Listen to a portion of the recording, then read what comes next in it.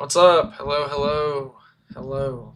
My goodness. It is a scorcher today. It's really hot where I am right now. Okay, hi. Hi. I'm back. We are doing more Patron deck reviews. Finishing up a couple of stragglers that submitted on the 30th of April.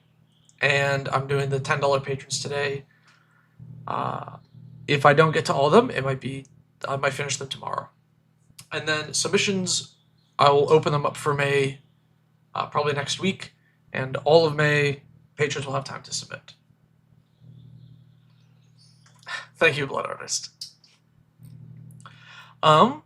Let's see, we left off at this Lazov deck, so I think we're just gonna start from here. So the way it works is, I'll use the Lazov deck as an example. Our Live, Laugh, Lazov here. The sideboard are cuts. The sideboard are adds, cards to add, and the maybe board is cuts. Okay. It was 80 there in Oregon yesterday. Damn. Pretty warm for spring. Yo, what's up? So that's how it works. And I'm going into these blind. I haven't seen the lists ahead of time yet. Okay, so we're starting with a Preston the Vanisher deck. Let me zoom in a little bit here so everybody can see what's going on. Clear the maybe board. Whoopsies, meant to do that. So one thing I'm noticing, we have like no non-basics outside of Nykthos, which is kind of interesting. There's a hum when I talk. It might be like, it could be my PC being loud, getting picked up. I don't know. This is a new mic. I can't see it getting picked up anywhere. Anyway, Preston is a interesting commander. So it's a blink deck, right? Whenever a non-token creature enters the battlefield under your control, if it wasn't cast, you make a token that's a copy of that, except it's an 0/1, and then you can sacrifice illusions to like exile something. So basically that works with blinking, essentially. So the decks usually flicker, and you make extra copies, you loop ETBs, blah, blah, blah. We got a couple of interesting things here immediately, right off the bat.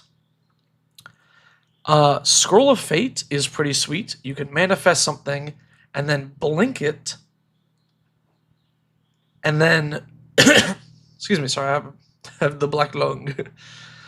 You can manifest something and blink it, and it just flips it to the other side. Thought Vessel, I'm already kind of suspect of. I know it's like a 2-mana rock, so it lets you get to Preston on turn 3. But I'm not convinced you want to play your commander on turn 3. Because what does he actually do? Sorry. Like, what does this commander actually do? Is by itself, it has no purpose. It's a 2/5. You don't need 2-mana rocks to ramp into Preston on turn 4, on turn 3. It's not going to do anything. No Delaney? Yeah, no Delaney Streetwise Mentor, although that might be a budget cut. Not that this is a particularly budget deck, but I think it's really expensive. Yo, what up, Manamu? Oh. It's like $30? Well, I'm going to put it to the side here. Oh, what other ETBs are we looking at here? Stoneheart Dignitary, sure. Exile card from the top of your library face down for each opponent you have. Beginning your end step, if you control 3 or more creatures with different powers, put a card exiled with it into its owner's hand. What? What?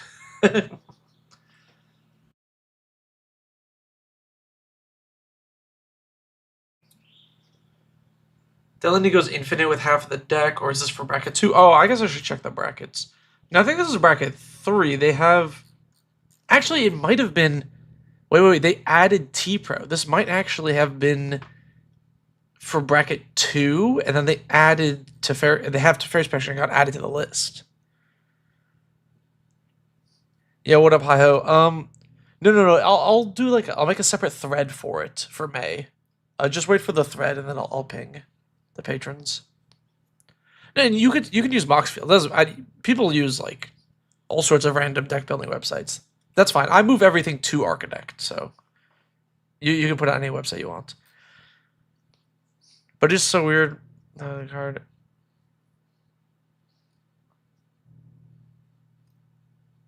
I mean, it's it's hard for me to like guesstimate budget, so I generally just don't recommend adding cards that are more than $10. Okay, I think maybe this has to go to the maybe board because I think this is supposed to be for bracket 2.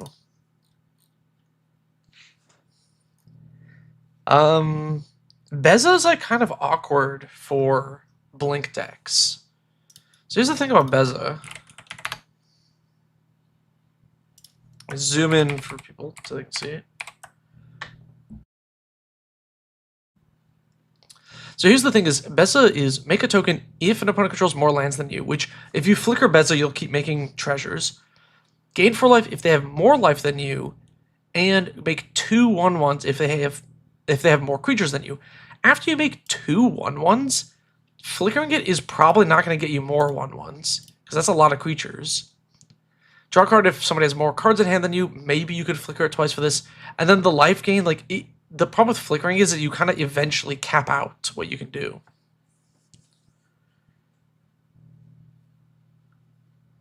Yeah, Delany's like super expensive.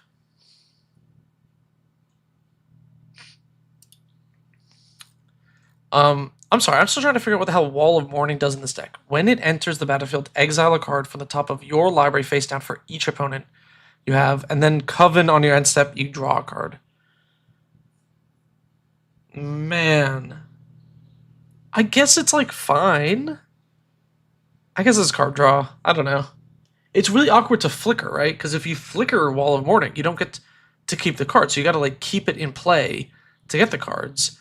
And if you play a mass flicker effect that hits your whole team, you just lose these. I don't know. I think I'm just not sold on this card. I guess it's 2 mana, but here's the thing: is if it had a different power and toughness, I'd be more interested. But the wall you make has the same power, so it's like you need a Saccolet to make much use of the elk. Yeah, exactly.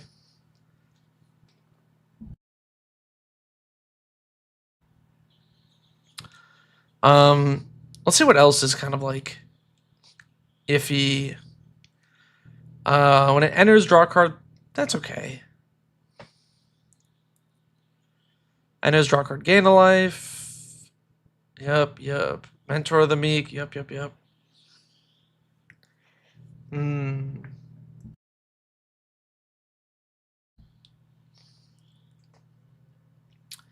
lot of ETB draw cards. I like it. What is this one? Enters, exile another target permanent. Return it to the battlefield under control in the next end step. Oh, is this just a second Flicker Wisp? Okay.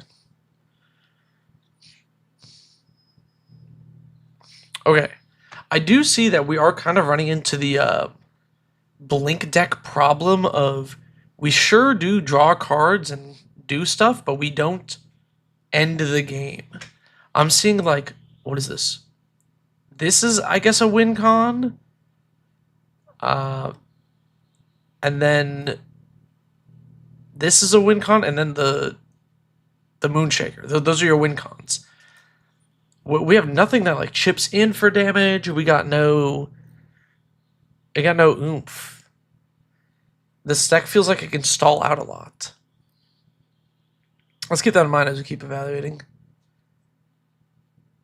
Can you pet the blink dog? Yeah, of course you can. I guess Catherine's Crusade is a win con.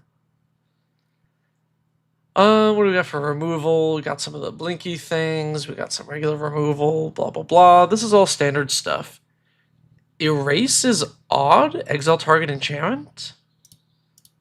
I feel like we can do better than that.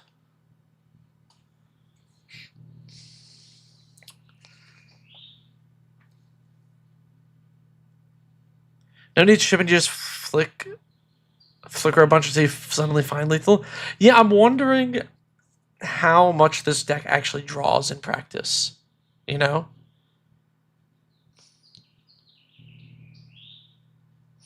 Yeah, approach could work or something. I'm just worried that you're gonna flicker a bunch, and then someone's gonna like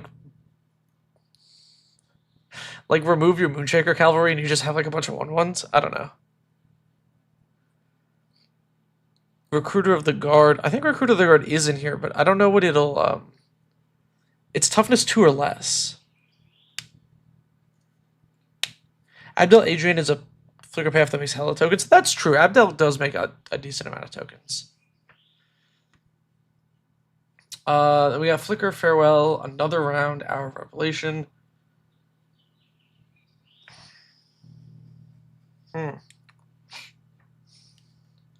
Okay, immediately, I just want to add, like...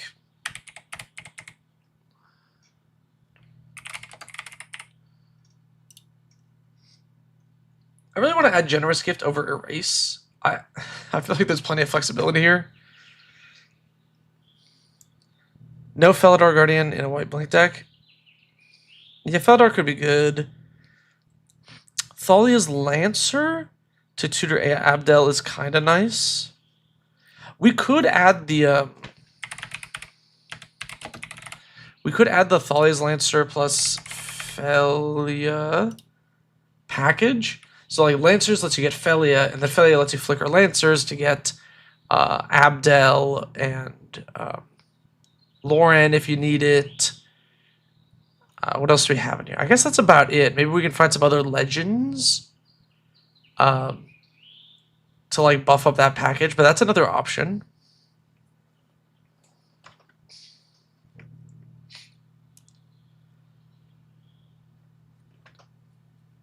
White Orchid Phantom. I don't think it's in here. This is the one that's you blow up a non-basic, its controller searches for a basic, then shuffle. I don't know. I'm kind of mid on this card. I don't think in bracket 2 you need to destroy too many non-basics. Most of the good non-basics are game changers anyway. Let's talk about this. I feel like that we gotta have some like, I don't know, Endless Sands, I wanna say. Like this is kinda sweet in a blank deck. Lancer Felia package was an Elk deck. I mean like yeah. Kind of is. It lets you get Elish Norn too if you want to like push advantage. I feel like we want like another. I mean, Beza kind of does that, but like when enters, or in white, it needs to be a creature. It needs to be legendary. Sort by EDA track rank. What I feel are like legends we could put in here. Emeria works with Preston.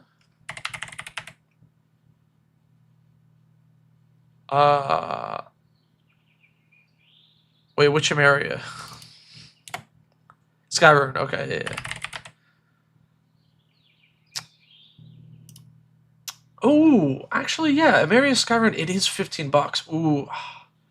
This thing needs a reprint. I know I got the list one, but the list doesn't exist anymore, so it's not affecting the price as much.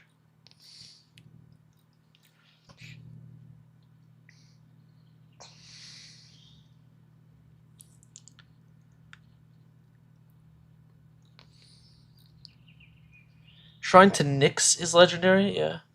Torpor Orb would go crazy. I don't know about that one. Requiring 7 planes is pretty slow, but it's like it's just a tap land. Like the opportunity cost is so low. Oh, you know what we are missing? Mangara. Mangara is pretty sweet here. You just tap to exile something, and then you blink it with your Cloud Shift. Oh, man. And then you get to exile something for free? Definitely throwing a Witch Enchanter. Yeah. Witch Enchanter is kind of expensive now, which kind of sucks.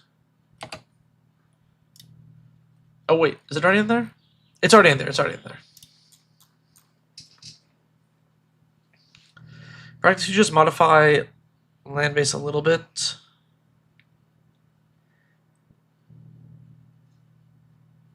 Volatile fault, and I don't think you need. I mean, like we could, you know, we could add a. Oops. Could add a tonic. Could add a tectonic edge. It's honestly, you know, it's an untapped land. It's not too bad. People realize how good the MDFC cycles are. A real shame. I know.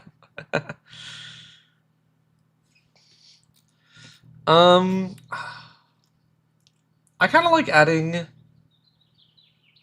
this package. I think I need to find one more cut. What's another kind of like mid card we can get rid of? Honestly, where was that other thing that I was looking at? This 4 mana 1 draw card? Yeah, that's like. Costs 1 less I guess for each creature you attack with. These turn. I don't think you're attacking in this deck. Okay. I think that's pretty good. Colorless bounce lands are good for white blink decks. Like guildless commons?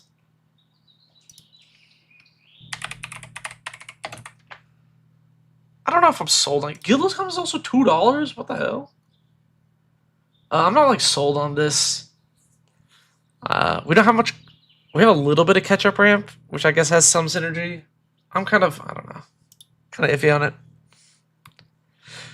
I think these are good. These are good changes. You cut 3 basics for these non-basics if Emiria Skyrune's in budget. Let's add this Felia combo and up the removal a little bit. I think that's pretty good. I do think that it could be like worth looking at the ramp package. But it's like it's not a problem.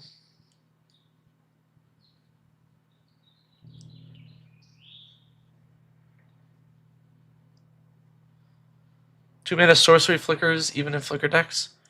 Do we have the 2 flicker? I think this is in here for like flavor reasons. I don't think this is for power.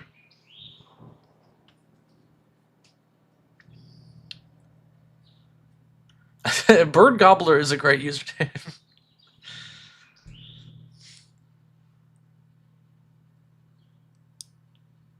They could play Lotus Field and Lotus Veil. Cut Cathars for Porcelain Gallery. What the hell is... What's Porcelain Gallery? Porcelain... Oh, is that the doll thing? Doll Shop Porcelain Gallery? This thing?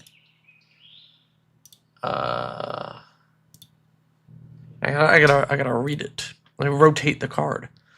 Whenever one or more non-toy creatures you control attacks a player, make a toy.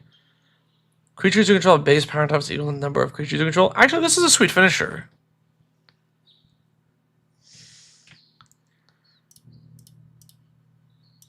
Actually, that might be the kind of finisher that I was like looking for. Cathar's Crusade is a headache to track. I get what you're saying about the bounce lands, but it's like they don't have that much catch-up ramp, so like we're not really making that much use out of it.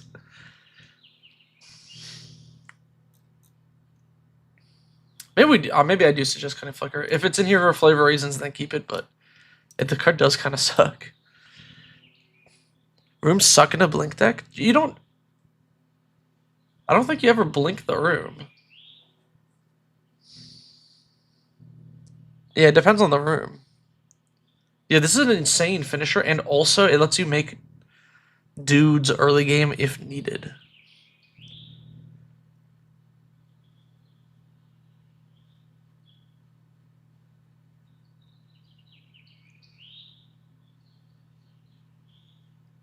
Cathar's Crusade for Porcelain Gallery, maintaining the integrity of the board save with all the ++1s. I think you can run both. I think decks like this want more finishers. All right, before we get too lost in the sauce on the first deck, let's move on to the next one.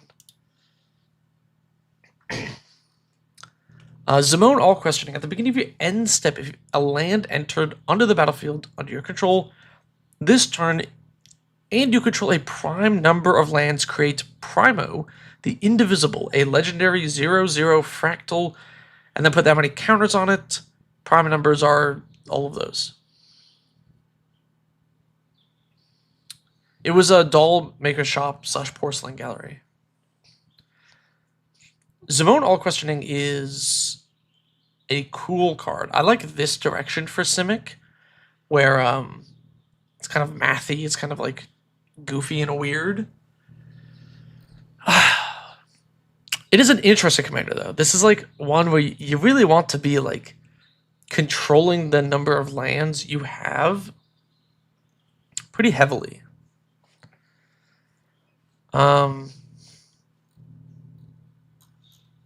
Why is this listed as a bracket 4 deck?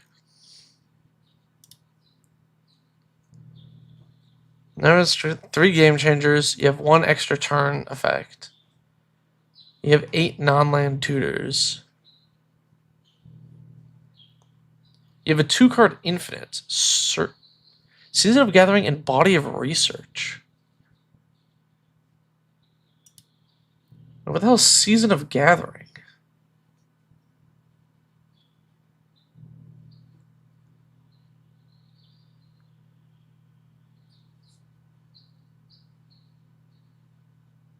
Season of Gathering. Okay, draw cards either days. Power among creatures you control, choose target artifact or enchantment, destroy, and Body of Knowledge?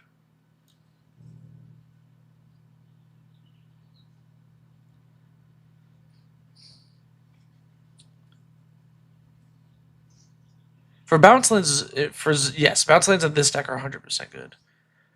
Body of Knowledge is a sorcery, thank you. Body of Research, sorry. Make a fractal X is the... Oh! Okay, so Body of Research plus Season of Gathering does let you draw your entire deck. Although, considering this doesn't have a Thassa's Oracle or anything in here, I don't think that counts as a bracket 4 combo. That's really funny. Yo, what up, David? This is your deck? Okay. This is very funny that it flagged this as a combo and it's like, this might be bracket 4. That's silly. Okay. Interesting. This is a strange deck for sure. A lot of interesting cards here. One thing that struck me immediately was like, I assumed cards like Life's Legacy or Momentous Fall would be in the deck, or like Greater Good.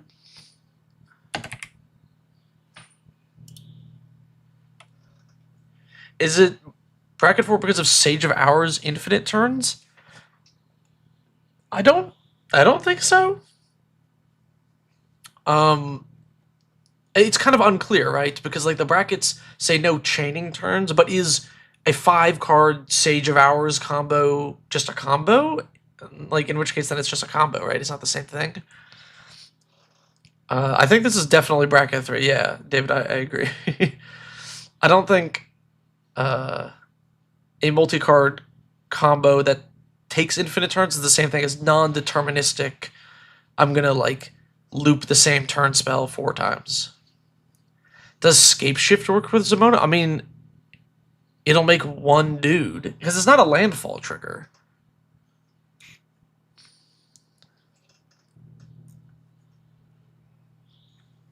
But immediately, like, the first thing I thought of was like Life's Legacy, Greater Good, Momentous Fall, because you're gonna make a big legendary creature.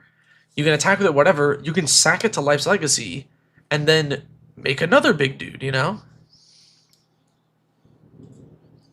something like Awaken the Woods would be a great way to get to high prime numbers.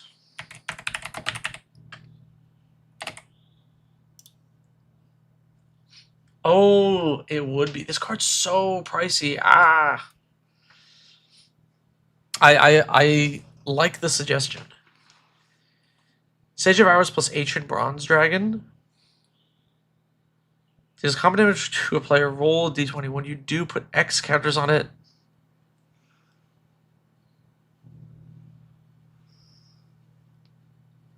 I guess that's a combo. Does that count as a 2-card combo? It's not even. That's really funny. It's technically not infinite. Maybe that is chaining turns. Does this deck benefit from anti-mill? Maybe. I mean, you could put like an Eldrazi Titan in here if you're like really sweating the mill player or whatever, and you'd ramp into it, so it's like not that bad.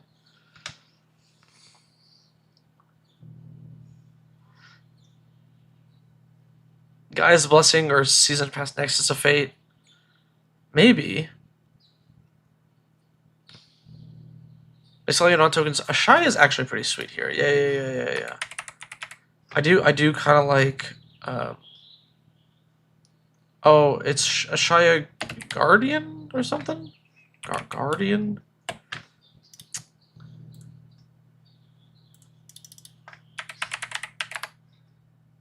Soul of the Wild. That's the one.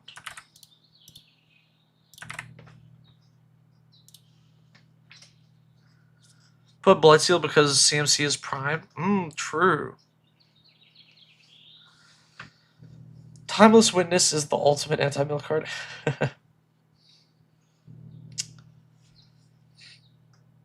It is sweet anti-psycho tech. That is pretty funny. Let's see, we got Wave Goodbye. Time Spiral is super fascinating. That's like the first thing I would be suspect of. Tempt with Discovery, the bullying card. Step Through. What are we getting with Step Through? I guess one of the other Zimones. Voral's a wizard. No, it's not. You can get Sage of Hours.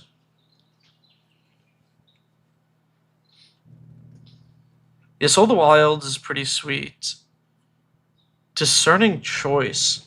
For each opponent, choose up to one target artifact or enchantment that player controls.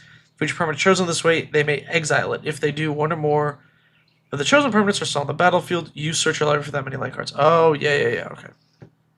This one's kind of interesting. I've heard players...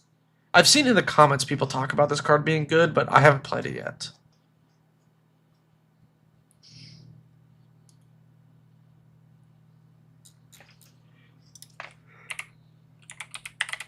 Jody?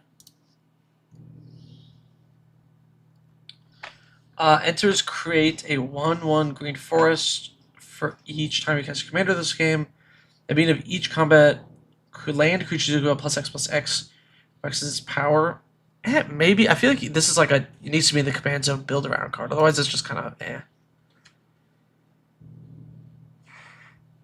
With Step 3, you want to get Spellseeker? Yeah, okay. Yeah, you can get Spellseeker. I just want to see how many options you had for it, and there's a lot of options, so the Step 3 seems good.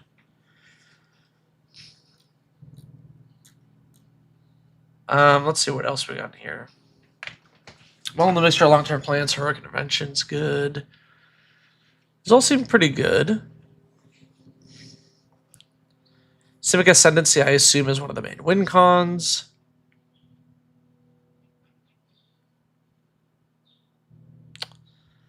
Bread for the Hunt is pretty cool.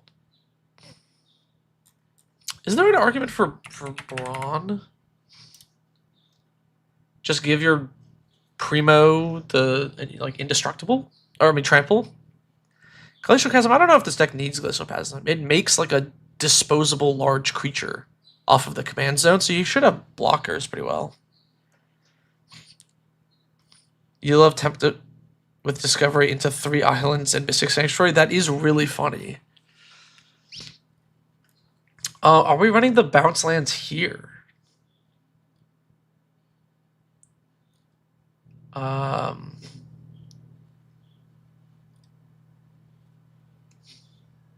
Yeah, there's a Simic Growth Chamber.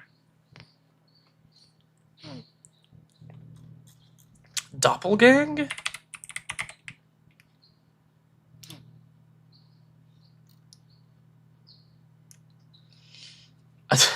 I mean, it's funny. It's like an alternate win con. I don't know if it's necessary, though. You already have means of giving Primo trample. What are your other good trample enablers? We have this thing, right?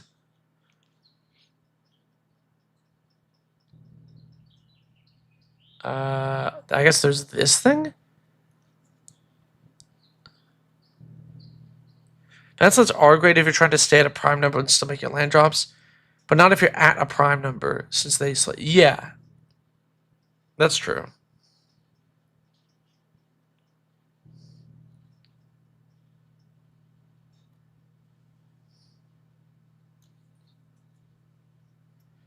What about Blessed Respite for Graveyard Hate and Fog? That's an option. I kind of like... I actually think for Graveyard Hate, you might want... what's the desert that sacrifices itself? Oh, I'm totally blanking on it.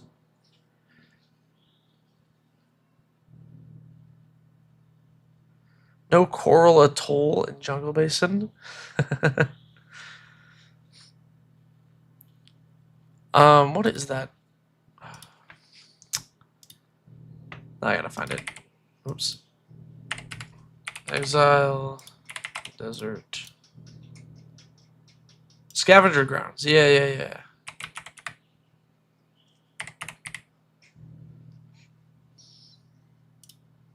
I like Scavenger Grounds here as Graveyard Hate.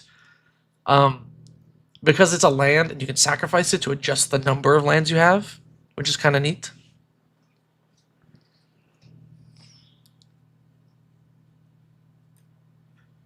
Rashmi?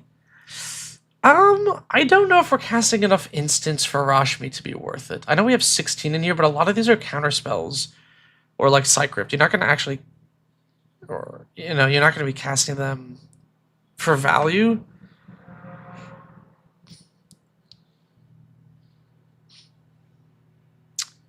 All those are sack themselves for utility. Oh, you know what? That is true, actually.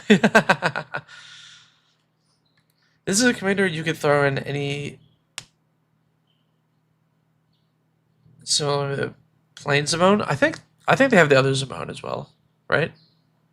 Zimone Paradox Sculptor.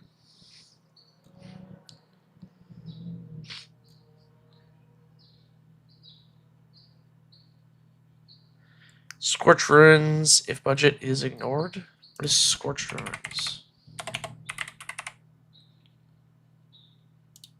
the hell is this? Oh, I mean, you can get the same effect with Lotus Veil, but does that even do anything? Lotus Veil is also expensive.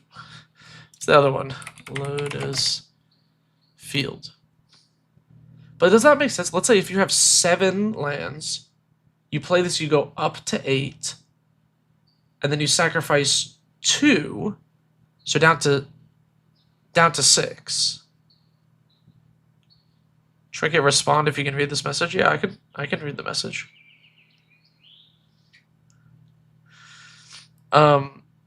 And then go down to 6. So I have 10. I play this, go up to 11. Sacrifice 2. Puts me to 9, which is still a prime number. No, it's not a prime number. I don't know. Is Lotus Field worth it? This is why Twitch chat plays never works when they're all shouting ideas. Yeah. Just came from Maldhound's stream to see if I can read YouTube chat. Yeah, I read YouTube chat. What? If Maldhound told you I can't read, he is correct. But that wasn't very nice of him to say. I actually don't know if Lotus Field is good in this deck. I have to think about that. Okay, let's. I'm gonna cut off a couple of things. Okay, I think you have a bunch of good ways to give trample, so I understand not wanting Brawn. Awaken the Woods is good. It's very over budget. If you can add it, it's probably worth. You don't think Lotus Field is good either? Yeah, I'm not. I don't. I'm not like, I don't know. I feel like sometimes it can be really clutch in a deck like this, or maybe it's not. Not in a green deck. You just ramp your way to the next prime. I mean, I guess so. Yeah.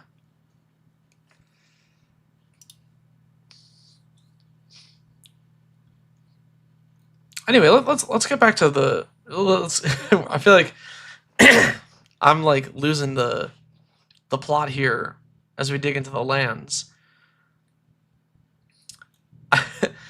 So I think we want. I think I want to adjust the card draw package a little bit. Spelunking is actually a reasonable addition.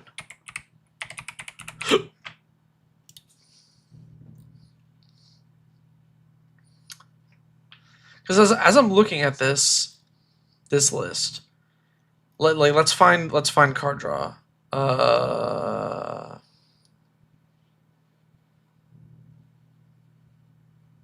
I don't know. Is there any card draw?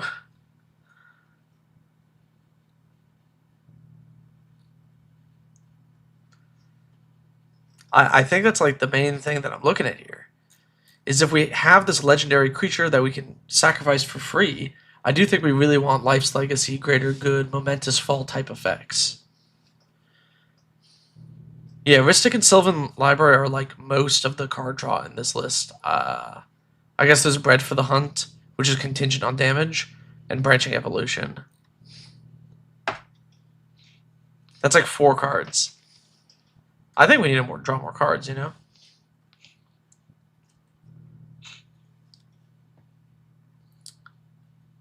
Propaganda could be cut. Propaganda... I don't know, I kind of like it in random lists like this that might not have a huge board presence early. Thoughts on Garrick's Uprising? It's not bad. You know what? It's another option.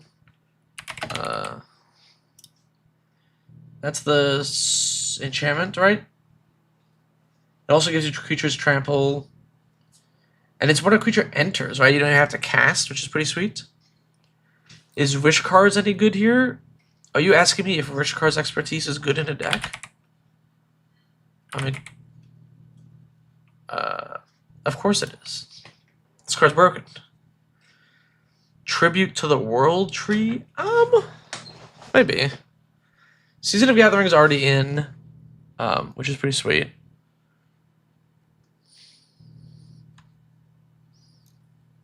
I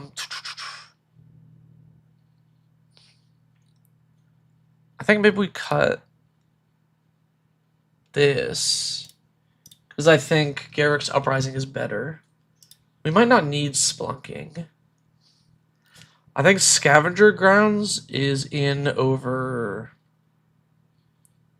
Where's that? Maybe a tap land?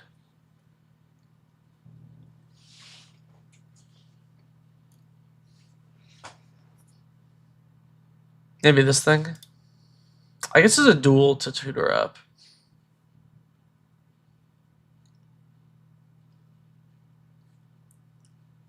Maybe the this thing.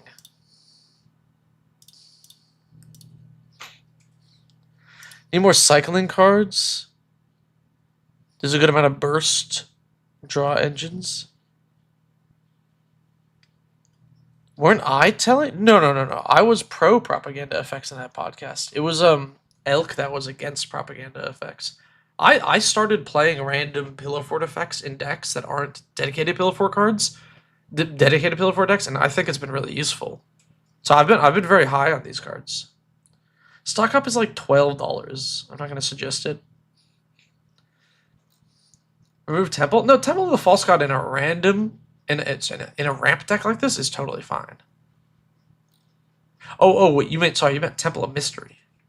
I mean, it's better than the Basin, I think.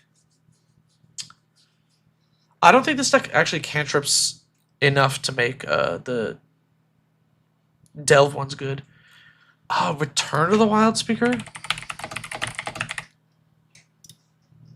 That's another good option. Oh, it doesn't give trample. I was hoping it would also give trample to the fractal, but I forgot it doesn't. Yeah, stock up is like, yeah, it's like $12 right now, which is pretty high for an in-print uncommon.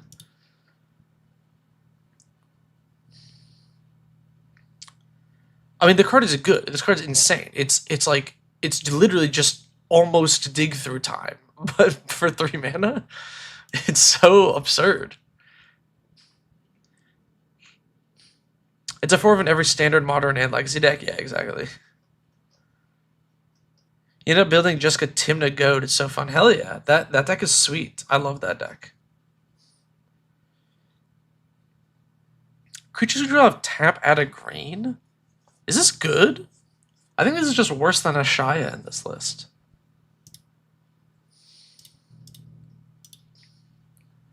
Fight spells for removal. You don't care about price? Okay, cool. That is good to know. Then I can what was the card that I had in here earlier that was like green X? Dryad.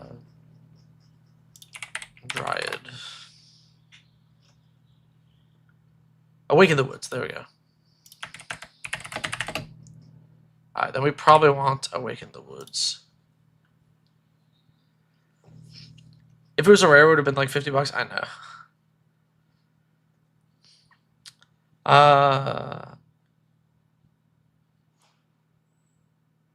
Thank you. Love seeing stock up and Corey Steelcutter every other game in Standard. Yeah, I know those cards. The power creep is such a problem. Definitely throw a stock up in. I mean, yeah, I guess. Open the Way is also probably fine ramp. Yeah, I don't know if this deck needs more ramp though. Oracle will die is not bad. I need cuts. Like there's a billion good cards to add, but I need to find the stuff to get rid of. Okay, I think Bread for the Hunt is gonna be worse than like Life's Legacy in this deck. Other Planeswalkers you control have the loyalty abilities of this, okay, which does nothing in this deck. Scry, make a fractal, okay. Is Wave Goodbye actually good in this deck? Yeah. You make like a 23/23 Primo, Wave Goodbye, and then blast someone for 23. That seems good. Leaves your fractal alive, but nothing else. I mean, that doesn't seem too bad to me. If Wave Goodbye ends up being bounce every creature except my biggest one, I think I'm pretty happy about that, right? You know what's a card nobody has suggested that I'm just thinking about now? I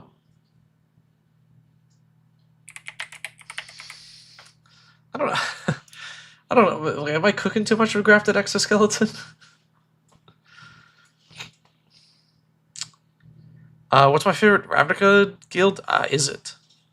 Easy peasy. Does Sage of Hours need to be in there? I mean, I don't know if it needs to be.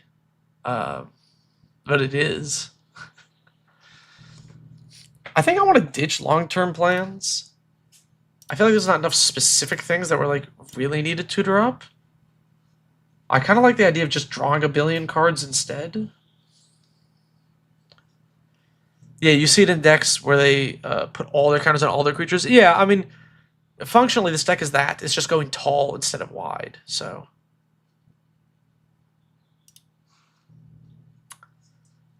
Okay, let's start trimming these ads. Okay, Ashaya is really good. Awaken the Woods is really good. Garrick's Uprising is really good. A Grafted Exoskeleton, I don't know. Maybe I'm cooking too hard with that.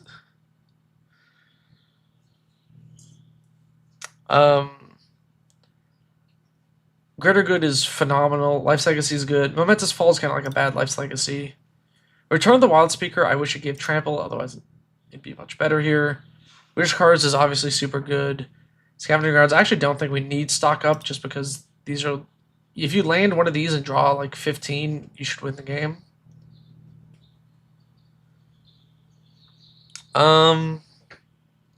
Which leaves us with one more cut.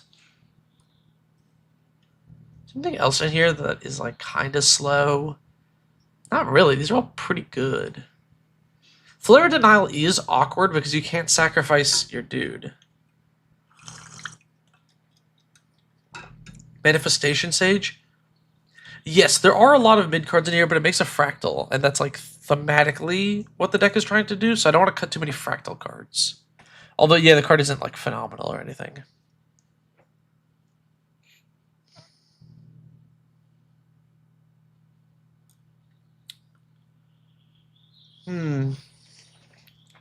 What does Muddle get us? Is there a 2-drop that we really want? Geometric Nexus? Cut Sage of Hour? I mean, they put in the deck because they want to Sage of Hour with Ancient Bronze Dragon. Like, the person who made the deck is in the chat. And they're like, yeah, Sage of Ancient Bronze Dragon, Sage of Hours. Like, you know, if they want that, that's fine for them to put in the deck. This deck has a great turn 6 draw power. You're like in a transitional draw power to get that stage. I don't know if, like, is it turn 6? We just cultivate into it, right? We just ramp into it. You cast your cultivate, you cast your, I don't know, whatever other random ramp we got. Entish Restoration, Archdruid's Charm. We get there pretty fast. Muddle does get you Simic Ascendancy. That is really relevant, yeah. Silent Arbiter, too much of Alpha Authority is... I don't want to put any auras on the token. I feel like that's... Because you want to sacrifice it to get a bigger Primo later, you know? Are there enough basics for Kodama the East Tree to be good? Normally I would... Or West Tree. I would say no, but it does give the Fractal Trample, which is super relevant.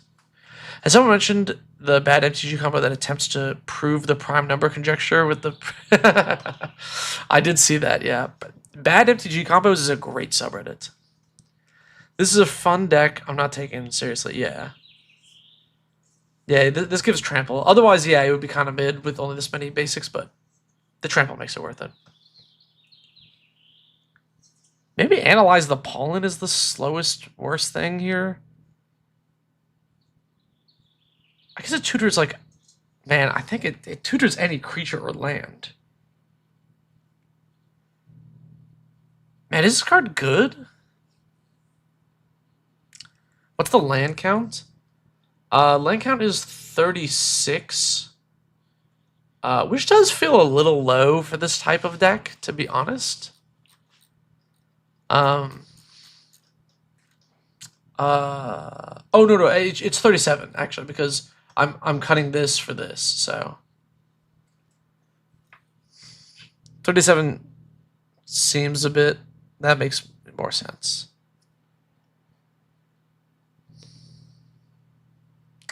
Yeah, I don't know what else to cut. Everything seems like on theme or like reasonably good. Yeah, I am worried about how much you can collect evidence here. Because a lot of our instants and sorceries are counterspells. You're not going to get them in the grave early. Maybe collect evidence is the cut. I don't know, David, do you find yourself able to collect evidence regularly early on? Or is it kind of like a late game thing only? Is there a reason we're playing Branching Evolution instead of Hardened Scales? You know, I guess not. No. Branching Evolution is twice, right? Yeah, because we're putting all the counters on at once with Fractal, so it's like way better.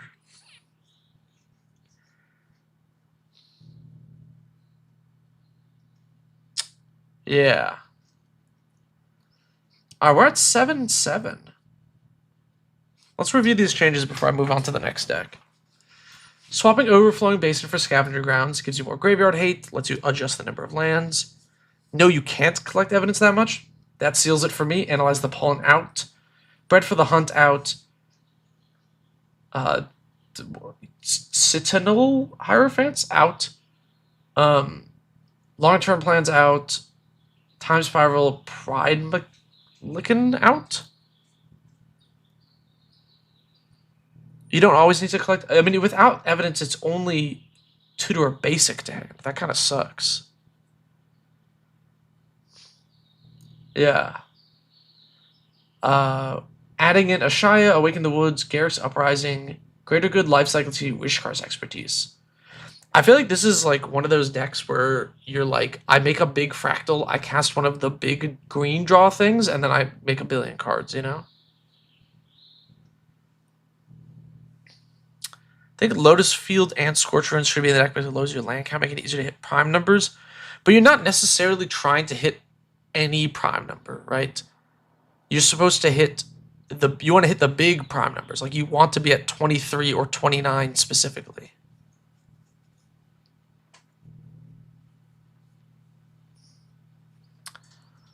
Okay. I think these are overall pretty good changes to the deck. This deck looks fun. Zimone question is cool. Alright, well, it's basically land cycling at worst, which isn't terrible. It's just kind of mid, you know. All right. Let's move on to this Umbris list. So Umbris, if you don't know, it gets +1/+1 for each card your opponent owns in exile. Whenever Umbris or another nightmare or horror enters the battlefield, target opponent exiles the top card from their library until they exile a land. By cutting Analyze the Palm, you're going down a land. I mean, like, kind of.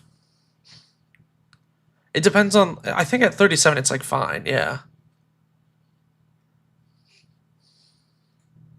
Yeah, exactly. 37 is like kind of perfect for that. I don't think the deck is going to struggle for lands, to be honest. Okay, so this is like it's like half mill, half like horror, half Voltron, I guess. Immediately, you don't see Ashiok Dreamrender. Honestly, yeah, I'm with you. I'm with you. Where is my Ashiok Dreamrender? This is like, I mean, yeah, this has got to be in the list, right? Our creatures are all horrors, I think. Or nightmares, excuse me.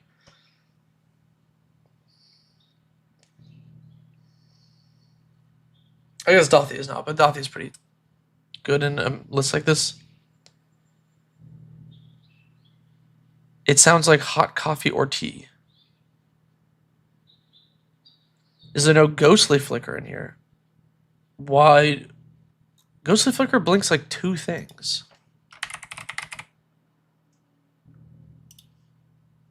Why do I want Ghostly Flicker?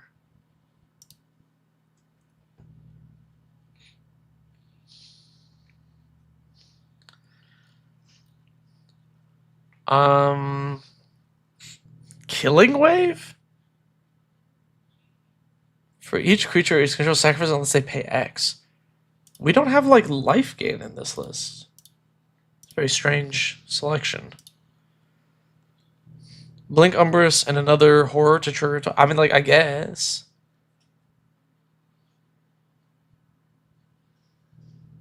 Like, I get that it triggers the commander like once, but I don't know. That doesn't seem. I'm not like wowed by that.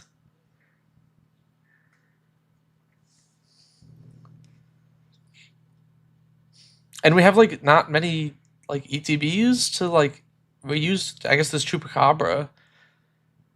But like, does the blinking the Obliterator do anything for us? I don't know. Yeah, Killing Wave is like, I don't know why this is here. We need to get rid of that.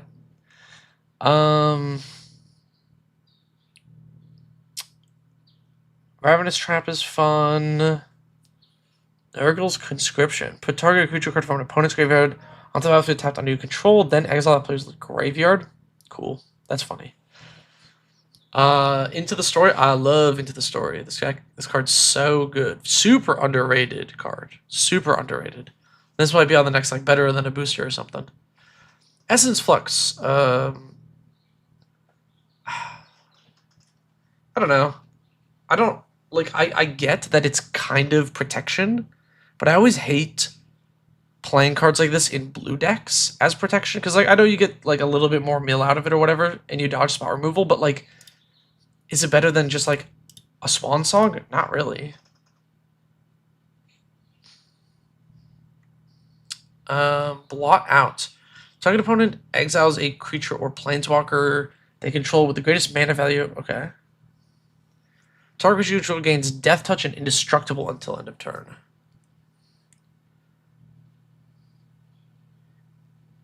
Cunning Rhetoric is worth either. No, this card sucks. This card's so slow. I tried playing this thing, it's really slow.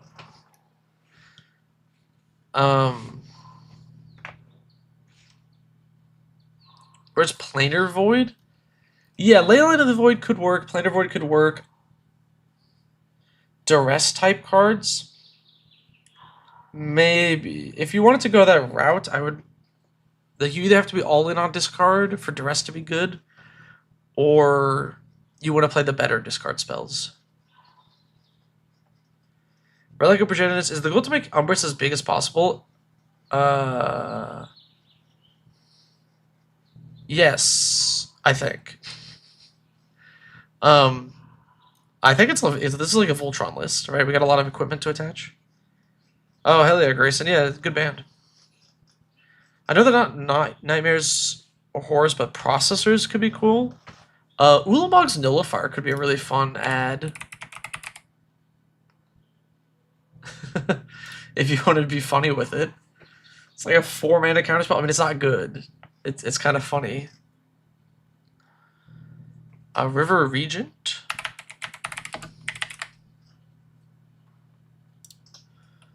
What is this thing? Draw 3 cards, then discard a card. Whenever this creature enters, return up to 2 target non-land permanents to their owner's hand. Eh? Eh?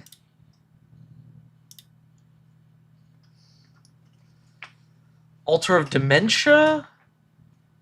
That's kind of funny for the meal plan. I feel like... Okay, so here's my problem with Umbris decks. I do like the Relic of Progenitus suggestion. I think if we're gonna make an Umbris deck, one thing that I feel like sort of has to happen is you have to decide where you lean.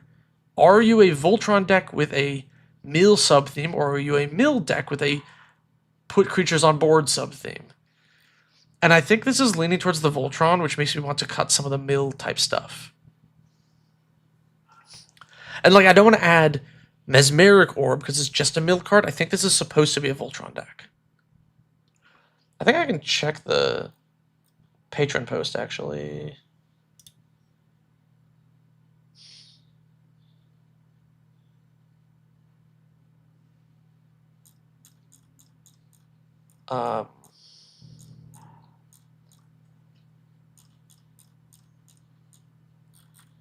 Wherever they posted the list, which they put, new deck we've been putting together, a mill exile deck that grows the commander for lethal damage. I played it a couple times, but it seems to stall. Any advice? Okay, yeah, all right. Here's my advice. What up, Chara? Yeah, here's my advice. You need to pick a lane. You need to pick a lane, buddy. Right? You need to either be mill or you need to either be killing people. You can't really do both. So I think we are leaning towards attacking. So I'm going to lean in on that. Yeah, Star Stagnation is pretty sweet in this deck. Is Nuke Launcher bad? Probably.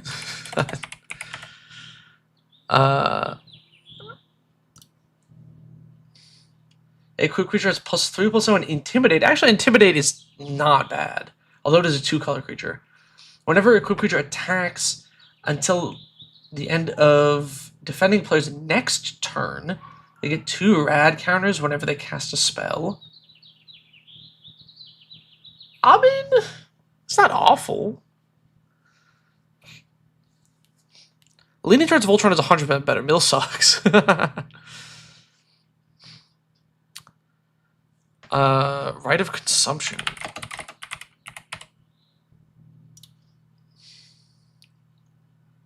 Sack a creature, deal damage equal to the creature's power to target player, gain life equal that way. It's kind of funny. It's like a fling.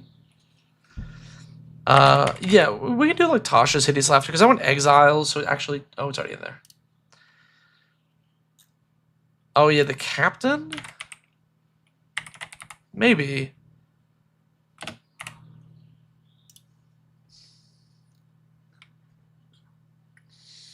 Tasha's is already in the list.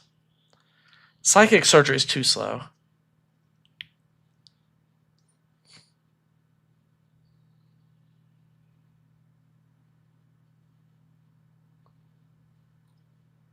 Okay, I think we need to cut a couple of things. Like Maddening Cacophony. This is just a mill card. It doesn't actually exile anything. This is again that's axed. Windfall, we're not milling people out. Doesn't exile any cards. We're getting rid of that crap too. Sire's Stagnation. It's a good card. Sire's like actually like a good card. Final Act sucks. I think there are better board wipes. Honestly, this is a deck that would benefit way from Toxic Deluge. Because your commander gets so big, you can easily kill the whole board other than your commander.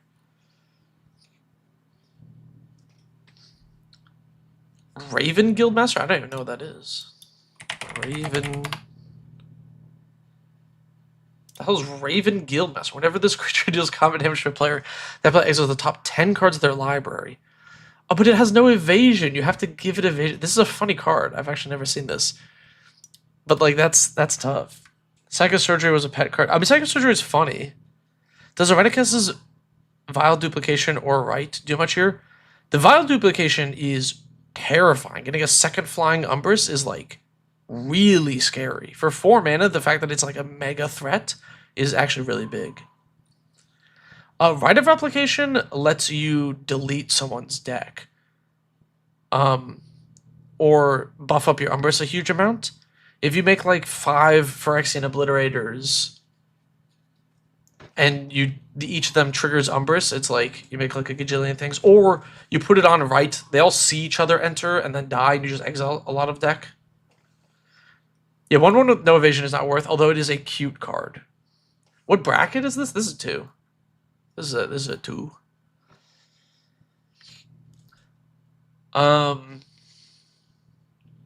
Okay.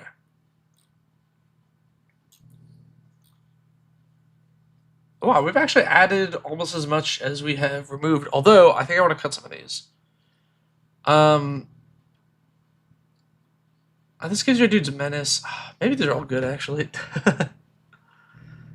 I want more unblockable effects. I want, like, what are the boots that give, oh, what are they? The boots that give non-basic land walk. Trailblazers boots, right? Yeah, I want to add, like, Trailblazers boots. I want more effects like this, so you just, like, kill people. Thank you, yeah, Trailblazers. Archmage of Runes?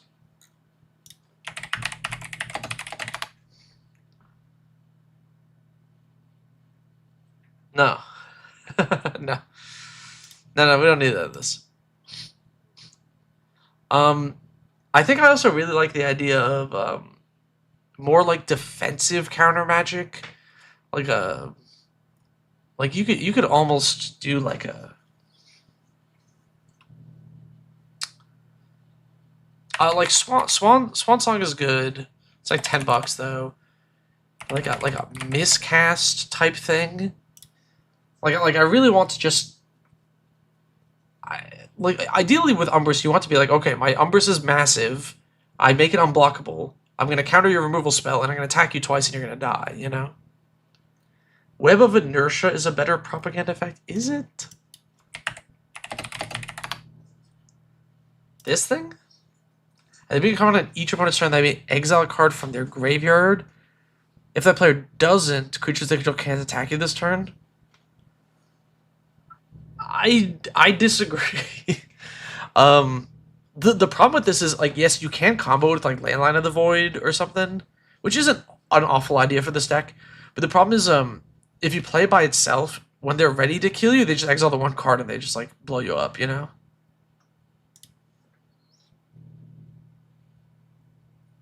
One with nothing? I'm not... Yeah, maybe not that one.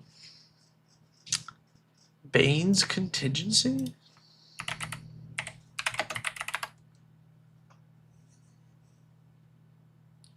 If that's what turns a controller, kind of that scry 2 draw card. That's kind of funny. I actually kind of like Bane's Contingency. We could play Light Element of the Void plus Web of Inertia. It is kind of funny. I don't know. It feels like it's like a really jank thing to add. I think I want to play this in a deck. Like, you know, some patron remind me when I'm brewing decks to to put Leyline of the Void plus Web of Inertia in a list. It's kind of funny. Slip through space and solve the equation as unblockable cantrips. Is this solve the equation a tutor? Slip through space is like pretty sweet. It's got $30. Wait. No, wait. What is this? Is it being like... What?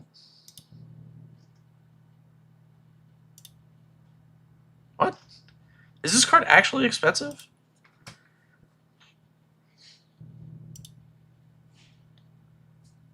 Just had Leyline, not the other one. I mean, if we add Leyline, we can probably ditch Relic. I know they fit similar rules. And Ashiok does too. Maybe we ditch Miscast. Slip through space is like $30 apparently. What the hell?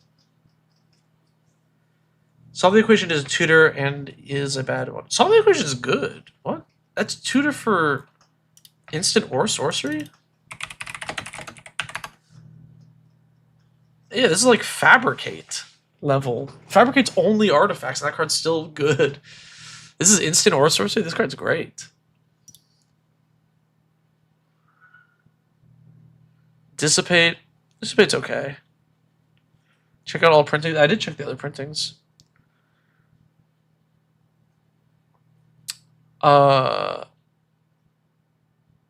Aqueous Form? Yes. Yeah. I was waiting for somebody to say that one. There it is. Yeah, I like Aqueous Form. I think Nuka Launcher kind of sucks.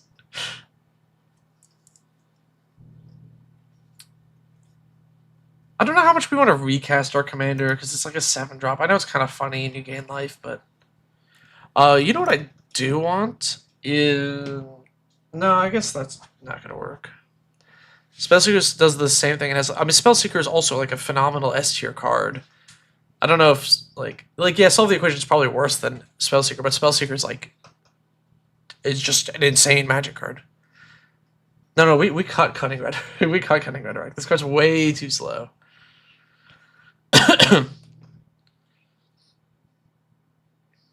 That was Hex Core. Oh, it's Thran Dynamo. Oh.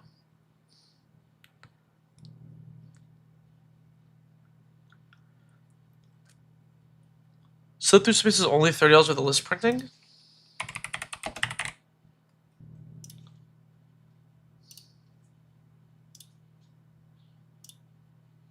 Oh. I thought I already had another one. Whoops. I'm not adding Mana Severance to this deck. Why are we adding Mana Severance? I don't get what the point of it is. Chaz, Cunning Rhetoric's too much mana value. I feel like I've never seen anymore. It's not good. This is just a bad card.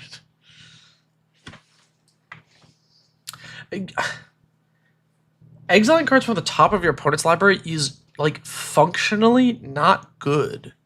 I can watch this. If I go to EDH Rack, I go, I don't know, give me a random commander. Ooh, Bergie. And you randomly off the top grab their, like, Reiterate. What are you going to do with that? If you're not a spell deck, it doesn't do anything for you. And then do you want to actually spend the mana on it? It's, like, not useful. A random synergy piece from your opponent's deck is just not going to do anything for you. I gotta cut Web of Inertia. I think this card sucks. It's funny, but it's not good.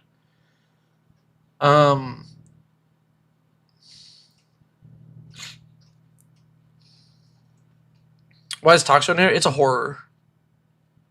I guess it's also kind of like a board wipe.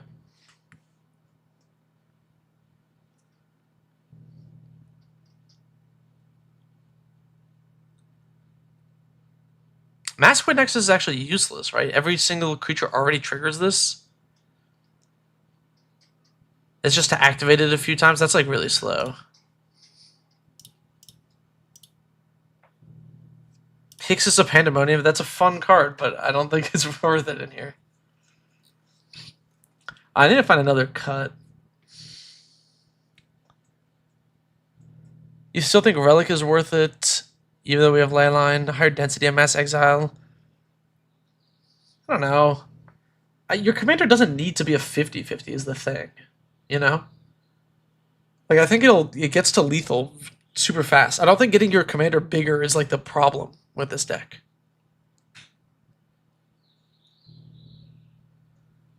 Black Market Connections is not in here. I don't know if it's super necessary, though. See, I like Essence Harvest as a finisher late game rather than the Fling one, because you don't actually lose your guy. Mnemonic Betrayal, maybe. Toxtrot could be cut if bracket 2. I mean, it's a 7-drop. I don't know. I saw this played at a bracket 2 game like not that long ago, and you know, it just dies to removal. Do I consider World Slayer a bracket 4 card? You have to. It blows up all lands. I don't. I think that's like objectively bracket 4. How about Kaido? Way too fragile. Yeah. There's a lot of incidental graveyard hate. Yeah. Grip of Amnesia. Tormod's Grip. No, I don't think we need. I don't think we need to exile more things. Like this deck does that very well by itself. What if all the stuff you would want to steal is already in exile? Yeah, I guess. Maybe this is maybe a Hunted Cloak. How much mana is it? It's only 1 to equip. That's pretty good. Steals combination player draw that many cards. This is a 2/7. Golem Scheming Guide. It's okay.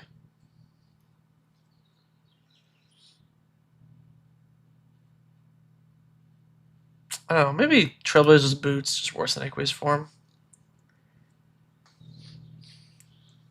Land account? Land account's fine. 37 is good. Toxtrot doesn't die to Doomblade. Card's broken. Putting something on the top of library that was on the field, I mean, I guess it could be good. Ravenous Trap is very situational. It is. It's probably not worth over Trailblazer's Boots, actually. It's kind of funny, though. Okay. And I'm not adding Lantern Insight. I think these are decent changes. Let's take a quick peek. Windfall, Ravenous Trap, Masquerade Nexus, Manic Cacophony, Killing Wave, Final Act, Essence Flux, Rhetoric. Boots, Deluge, Slip Through Say, Sire, Leyline, Captain, Ashiok, Aegis. That's pretty good. Jailbreaker Scheme. Jailbreaker Scheme? What? Jailbreaker. What? I'll move to the next list. We're not making good time. Good time. Got a lot. I'm probably gonna have to do some more tomorrow.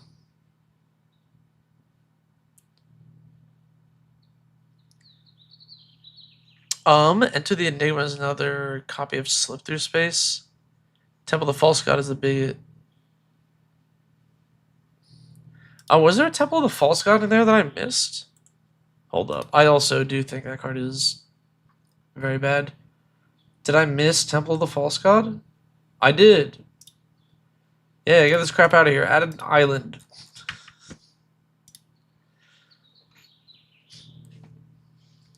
Alright. Here we go. We now have a Hazeret deck. Okay, so this is Hazeret Godseeker. It's red and 1, 5/3, indestructible haste. Start your engines. If you have no speed, it starts at 1. Increases once each turn on your turn if an opponent lost life. Max speed is 4. Target creature with power 2 less can't be blocked this turn. Hazeret can't attack or block unless you have max speed. Interesting. Oh no, I forgot to get rid of the maybe board. Get rid of this crap.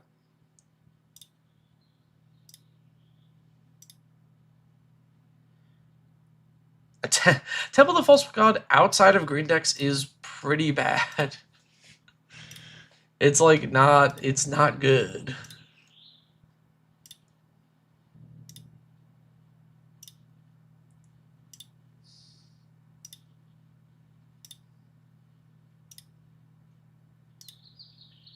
Alright. Let's get rid of this junk. What are we looking at here? Quite a spike. Okay. Immediately I'm kind of putting the pieces together of what type of deck this is.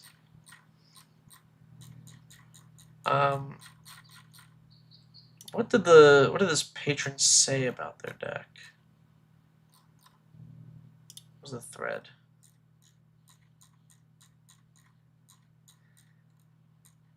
For the Hazeret list, they said mostly built around Hazeret's ability of making low power creatures unblockable. Creatures are value generators. The deck has a metric ton of treasure generation and impulse draw. You whittle down life totals until you generate enough mana, until you generate enough mana to close out the game with mass theft, Hazeret damage, or some squeaky Quietus spike shenanigans. First iteration. Okay.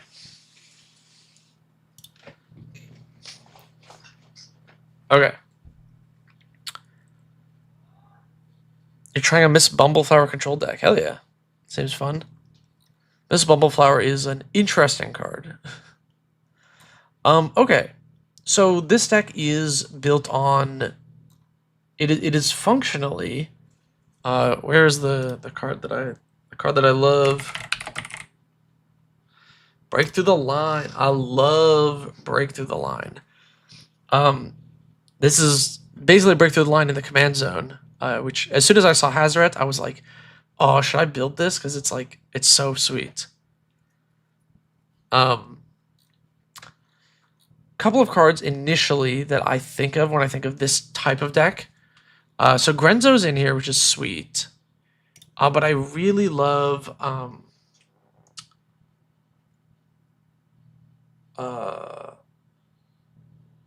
is it Lash Wraith? The card I'm thinking of? No. Oh, what is it? It's like red elemental, can't gain life. Can't gain life.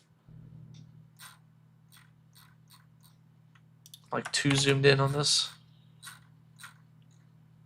Screaming Nemesis is good, but what's the Stigma Lasher? That's the card I'm thinking of. Stigma Lasher. Yeah, this card's crazy in an aggro deck like this. Instantly just permanently shut down life gain. Screaming Nemesis is also good, although this card's like $20. Your green decks don't need it. Yes, that's true. Temple is just, it's so awkward when you draw it in your opening hand and you're not a green deck. Recommends in the list. Recommends here.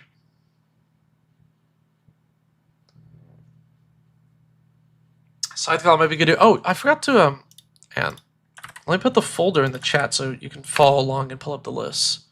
Kind of forgot about that. Might be. Scytheclaw might be good here. I like Scytheclaw a lot. Yes.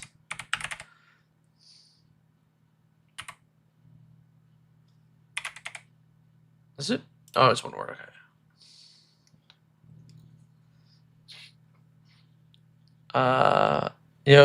See a Waddle Dude.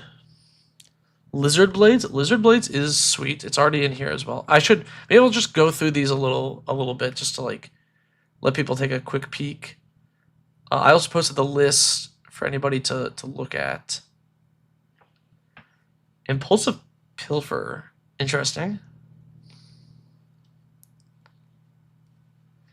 I love this kind of deck. I do want to build. I'm working on some aggro stuff that I want to build.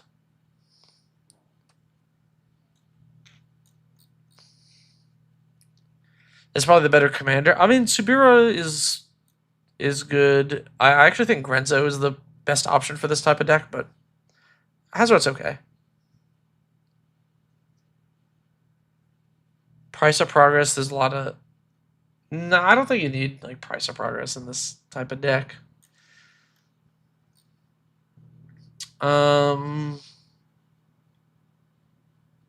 Okay.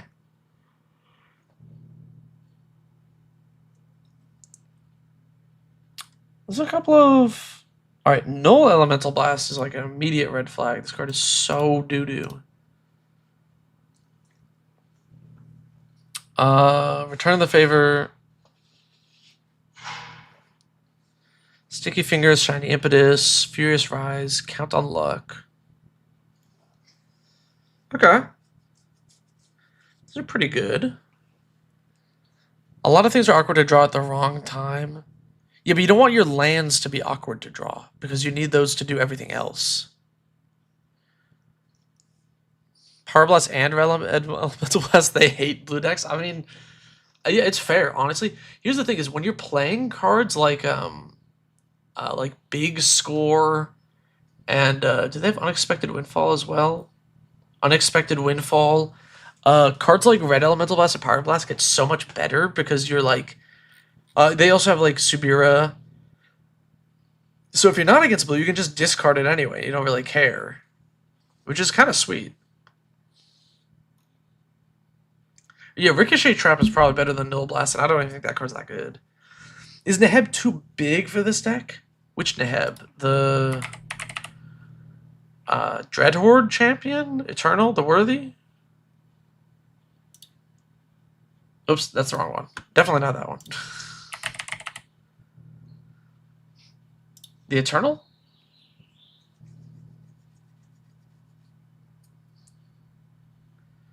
Oh, I do like Chandra's Incinerator. Although, do we do enough non-combat damage? It is a 6/6 with trample, though. What are my thoughts on Harry Gas?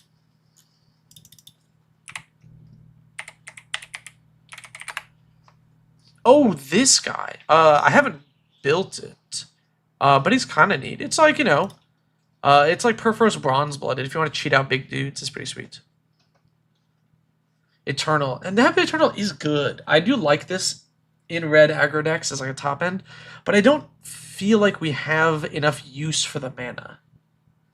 You know, I don't think we can spend the mana efficiently.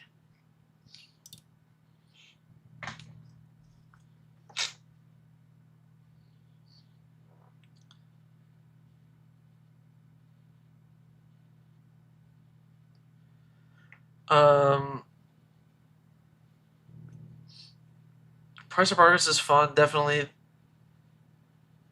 A reason to play in the group is... Yeah, I mean, it has to be the right type of deck for Price of Progress. And, like, it's kind of a meta call, too.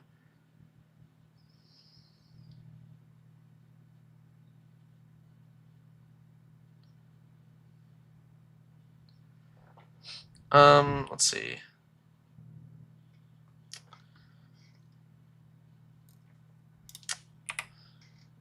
Sengard?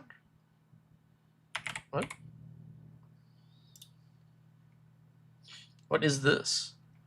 Damage can be prevented this turn if a source you control would deal damage to an opponent or permanent does triple instead.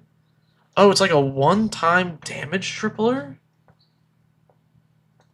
I don't know, is that better than, like, just City on Fire? Because with a lot of small creatures, I think we just convoke this out fast. One time City on Fire? Yeah, exactly. I was about to say, could we just play City on Fire? I think just City on Fire might be better. I think Chandra's Incinerator, we don't do enough non-combat damage to make it worth.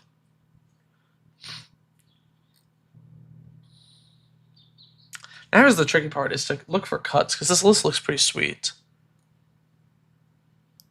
Torloff, God of Fury. Oh, I don't know about Torloff, but Torbrand is actually super good in a deck like this, because it amplifies the damage without buffing the power, so you can still... No, Avishkar Raceway?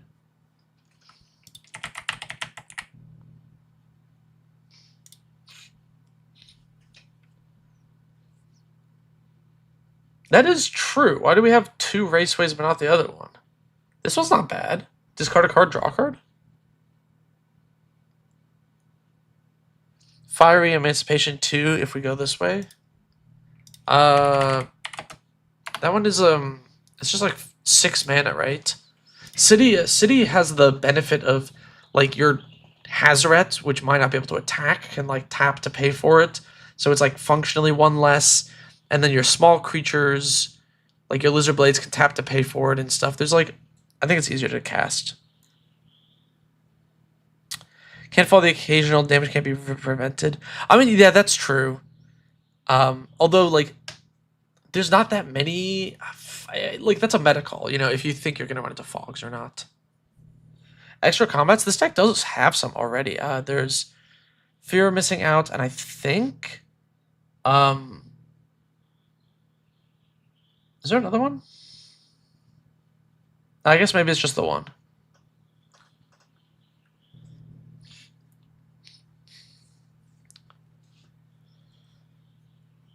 Hello, pizza?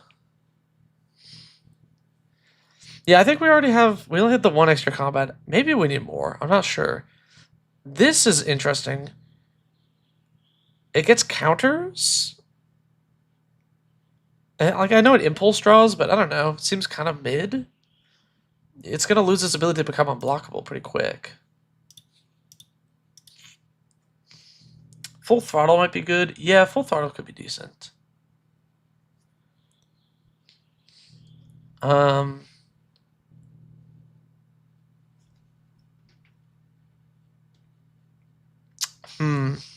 Double Strike Trample deals combat to play, make a junk. When it dies, exile top card of your library. You may play it until the next turn. That's pretty good. Lineary is pretty good. Bergie? Oh, you know what? Bergie is a really great actual suggestion. Oh, it's $16. Ah, man. Yeah, Bergie is a good addition. Just because the Horn is like a crazy card. But it's more expensive than what I usually would suggest. Same with Screaming Nemesis, sadly.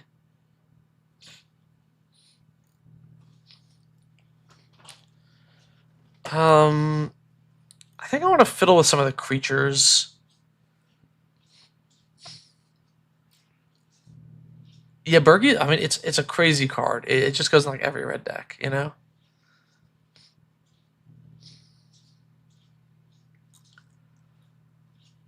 Molten Primordial.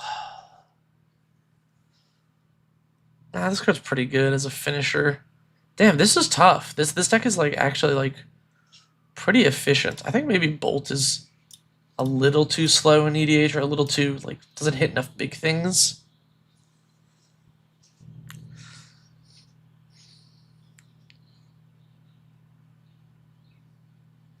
Ragavan's already in there, yeah. What is Chainsaw? Enters, deals 3 damage to up to 1 target creature.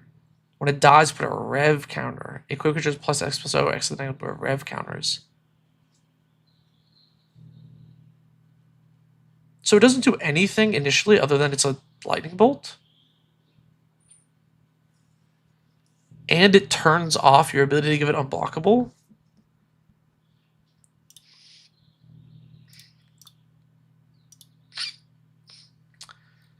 In this deck, you do want Ragavan, because you just want 1-mana creatures to play Hazeret on turn 2 and immediately tick up to speed 2. So you do want Ragavan in this.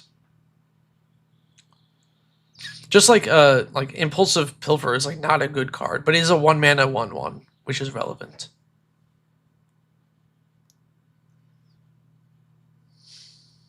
Chef's Kiss can control target spell that targets only a single permanent or player. Copy it. Then reselect targets at random. I don't know. It's kind of iffy on this. And the reason is I don't know what is like a piece that's like crucial for this deck. I guess the Quitus Spike, but you should be using that immediately. So I feel like this is kind of since like your commander already has Indestructible and it's a 2-drop, you just recast it. It's also, yes, it's annoying to resolve too. Is the goal of this deck to be fully bracket 3? Because without 2 game changers, it could be a 2. I mean, yeah, I assume it's supposed to be bracket 3. Because they added the 2 game changers.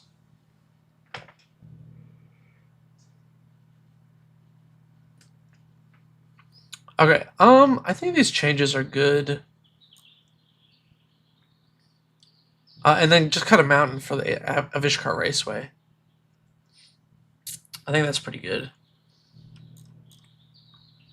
Elemental Mastery? Elemental Mastery. Enchant creature has tap, create X1/1s where X is this creature's power, exile them to the being next. I mean, maybe. It is 4 mana. And your commander has another tap ability, so I don't think the Resonator is necessary now. That is a funny idea though. Okay, how many more do we have? Oh my goodness, 4. Sorry. That's 5, 10, 11, 12, 13, 14. Alright. I could probably do like 1 more today, and then I'll have to do more later this week. Or probably this weekend I will knock out some. Let's do this Grazz list. So Grazz, if you don't know, is a 7/5 Juggernauts you control attack each combat if able. Juggernauts you control can't be blocked by walls, and other creatures you control have base power and toughness 5/3 and are Juggernauts in addition to the other types. That is the most important line of text because it's just an anthem, right? You can turn your 1/1 flyer into a 5/3 flyer, which is pretty good. Or the 0/0 with modular becomes a 5/3 with the counters on it, which is pretty sweet. It's also, yeah, it's really crazy if you play like a mirror battle sphere and then cast your commander. That's you get 4 mirrors plus this. They're all 5/3s. That's like 25 damage. It's pretty cool. What's the theme artifacts? I think it's just like a turn artifact sideways and attack. Let me see if they wrote anything. Mass token generation into hilarious damage output with Grazz. That is all they said. A null elemental blast isn't good even in a colorless deck. I'm just like, it says, if it said counter target spell that is like 1 color or more, or destroy target permanent that is 1 color or more, it would be like super busted, right? Multicolored, like if we just watch this, top cards, let's look at the most popular cards in EDH, what you're most likely to see. Assassin's Trophy is a multicolored card, and then We Anguish Unmaking is the next multicolored card. Like, it's just like a little bit of removal. The amount of monocolored cards are just way higher because of the way it works, you know? It's just, the card is just very not good. Does affinity creatures / free guys make sense here? I mean, kinda. You could play some affinity dudes. 1 mana counter a commander is so good if they're playing a monocolored commander. Oh, if they're playing a multicolored commander. I guess it hits their commander exactly. I don't know. It still seems like, oops. Did my chat die? I need to refresh this. Sorry, my stream thing just crapped itself. Okay. Yeah, I mean, countering the commander is like, okay, I guess. The fact that it doesn't do anything else is kind of a problem. Because oftentimes in a deck like this, what you want is you want to counter like a board wipe that's going to clear your board so you can untap and Grazz, and it just isn't going to do that. Is there a Thundering Thunderhulk in this list? I don't think so.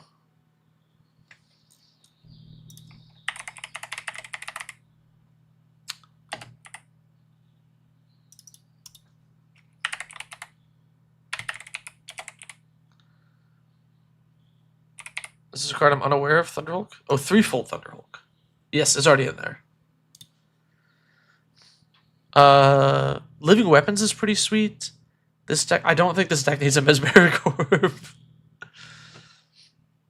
That was a Mirror Incubator. Sacrifice this search library for any number of artifact cards. Remove them from the game. Put that many 1/1s into play. That is funny. That is really funny. Wait, this card's awesome. I've never seen Mirror Incubator before.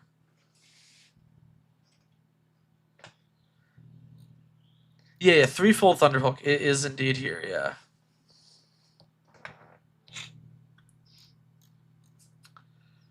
Man, it looks like this is kind of weird. Sort of hard to like make suggestions for. I want to take a peek at like what do people actually do with? Oh, it's 2 A's. I see. What do people actually do with this thing? Is it just the same stuff, like put counters on things, play artifact creatures, attack? I guess that's what everybody does. That makes sense. I do like Etched Champion. That's a fun card.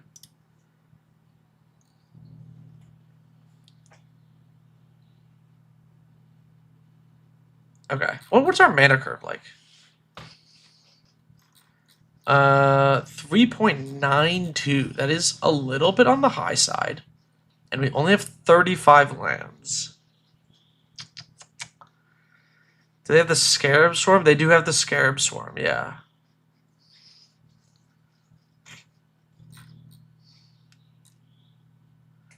One Power Stone, Thran Dynamo, Thought Vessel Soaring, Snake Basket. Sure. Retrofitter Foundry. Man, this card is still it was so expensive because it had one printing and saw Legacy play. Nuisance Engine is kind of funny. Man, I want like a Clock of Omens in a deck like this, honestly.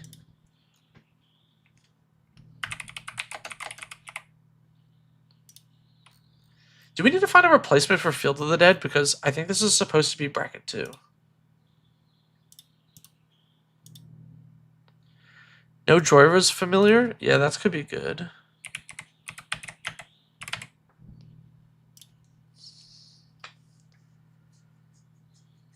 OG Juggernaut, yeah. Monkey Cage. Let me read the Oracle text on Monkey Cage. Whenever a creature enters, sacrifice this, make X. That's yeah. Honestly, this could be a Monkey Cage. This could be a Monkey Cage deck.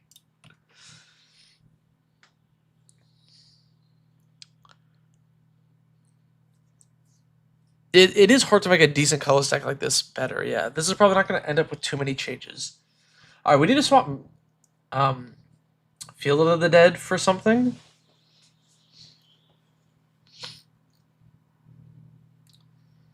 What's a colorless land that's good? I guess we're missing Urza's Cave.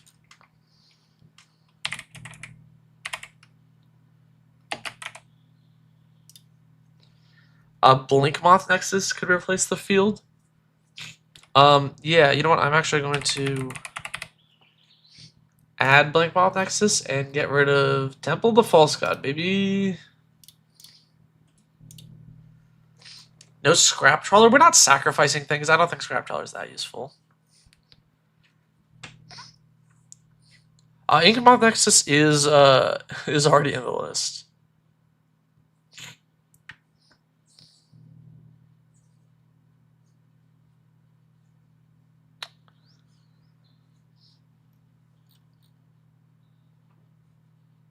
Snake Basket seems so slow. It's a 4-drop.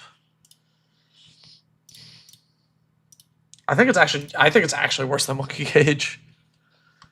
Kozilek's Commit. I think Kozilek's Commit is actually like a money card. Yeah, it's $10. It's like right on the verge of what I wouldn't suggest. Liberator, maybe. Do we want Expedition map for this? Eh. Underdark Rift.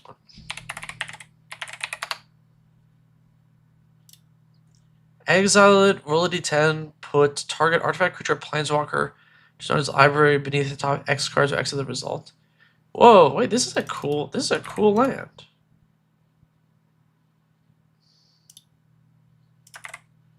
Wait, I actually really like Underdark Rift, and I actually kind of wanted them to have. I know I cut 2 lands, but I wanted them to have a little bit more.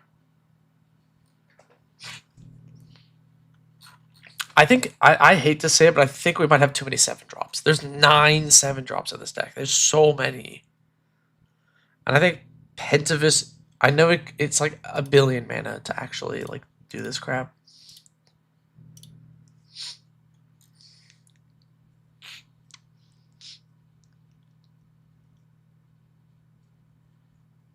Sword of Cells? Maybe.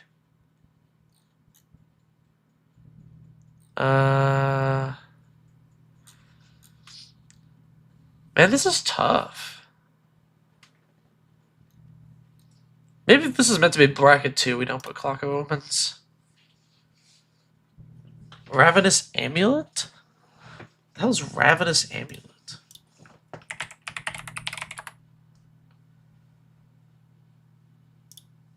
Sacrifice a creature, draw.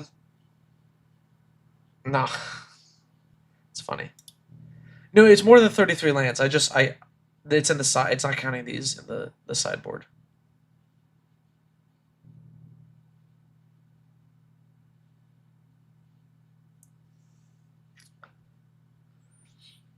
Coercive.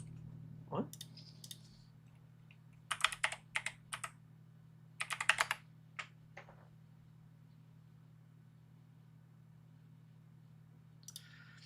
Zero waste for search for a basic type effect. I mean, like, no, there's a waste. There's 1 waste. Metalworker for me. Isn't that like the reserve list card? Yeah, I mean, like, you know, if you got one, it's good. Are there any other good manifest cloak effects? New Kozilek sucks. The card's so bad.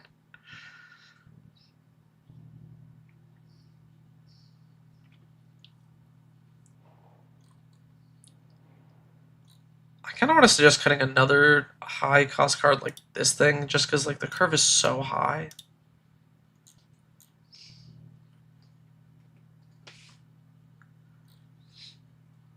Let's see, 1 more cut or something here isn't added. I think these are all good ads, though.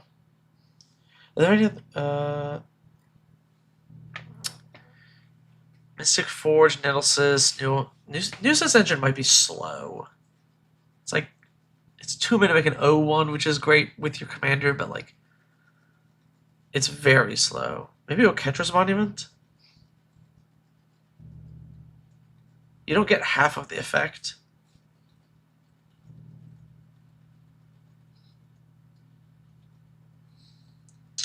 Cyberman Patrol rewards us being aggro. Yeah, I think that's already in here. Oh no, Cyberman Patrol.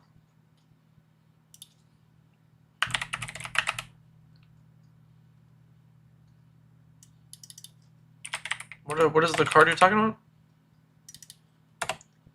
There's already the squadron in here. Maybe nuisance. I always say nuance. Nuisance Engine is just like not worth. It's 2 mana every turn. You really don't want to commit that much. Oh, Cyberman. Oh, thank you. Sorry. Oh, yeah, this card is actually really good. Damn, yeah.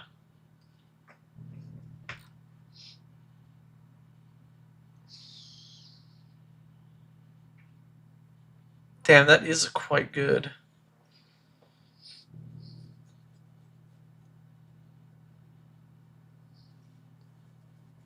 Thunderhawk Gunship.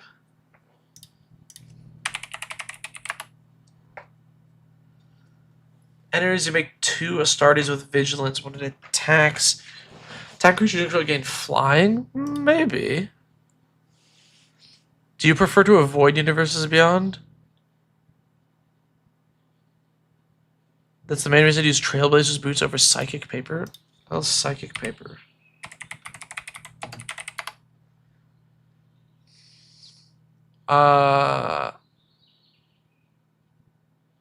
What? A creature has Ward 1 and can't be blocked. Oh, I guess Psychic Paper is probably better than Trailblazer's Boots. I just didn't know about the card. I'm not like avoiding Universes Beyond or anything.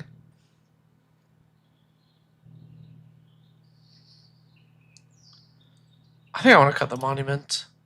I know it makes a couple of 1/1s, but they're not even artifacts.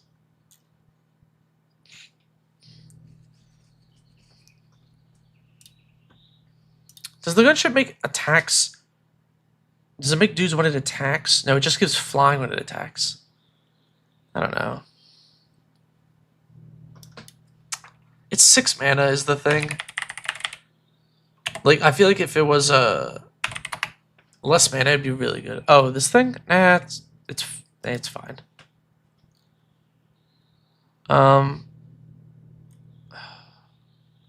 Honestly, it's not the creatures that need to be changed out that much. It's, I feel like, these support cards. Okay, here are my thoughts. We cut some of the top end things that are like more mana intensive for slightly more mana efficient stuff. Cut Field of the Dead because it's a game changer. We cut Temple of the False God. We add 3 lands. I know we're cutting 2, adding 3. We're upping the land count. We're cutting some of the engines that I think are a little bit on the slower side. For Monkey Cage, which is actually pretty fast in this deck. Kozilek's Command is really, really powerful. And Joro's Familiar, I think, is just so efficient. And then Cyberman Patrol is just crazy damage. Maybe we'll do one more. What time is it? It's like 3:09. Alright. Let me do one more list, and then I'll do the rest of them probably this weekend. Okay. So this commander is really weird.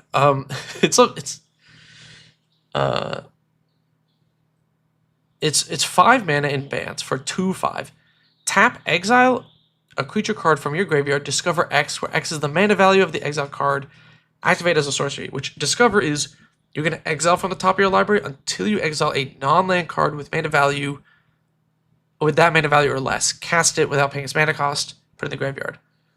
So it's like, it's kind of Reanimator. I think they said budget Reanimator list. But it's not quite, because you're not reanimating the thing, you're flipping into another thing. Which is worse, because if you hit something small, it does suck. But, you know, it lets you do some crazy things.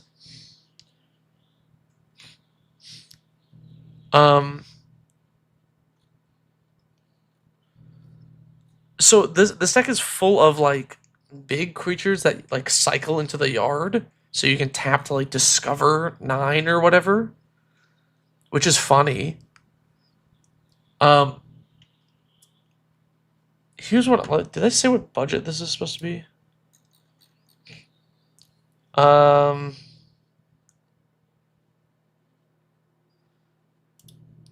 blah, blah, blah. They just say budget. They don't actually say what the budget is.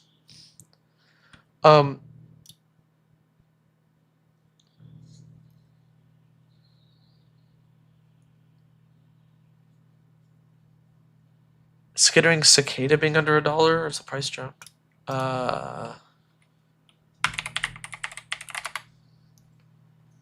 This thing? I don't know. A lot of the Commander Master stuff is starting to go up because it's like out of print. Yeah, Dodgy Jalopy is kind of funny. Powers equal to the highest mana value among creatures you control, which is kind of interesting. As Scavenge as well. It is pretty cool. The Lord of the Rings Mana Cyclers might be pretty good here. Yeah, what is the green one called? Because the blue one is... the blue one's not a creature, so it doesn't actually work with the commander.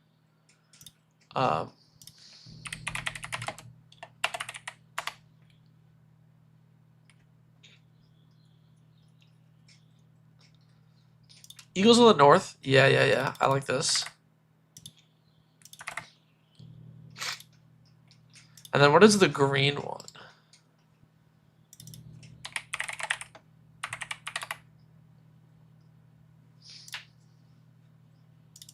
Ent. Thank you. These are good. You know what else is kind of sweet? Is striped Riverwinder. 5/5 with hexproof. Has cycling. For 1 blue, it's pretty sweet. Takasa's dig site mentor would be neat. Just into the bottom. Dig site. Creatures you control have vigilance and tap surveil 1. Exile this card from your graveyard and return any number of artifacts with total main event that let you 10 or less from your graveyard to the battlefield. I mean, actually, maybe. I don't know. That's a maybe.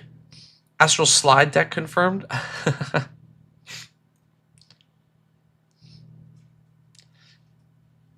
I kind of want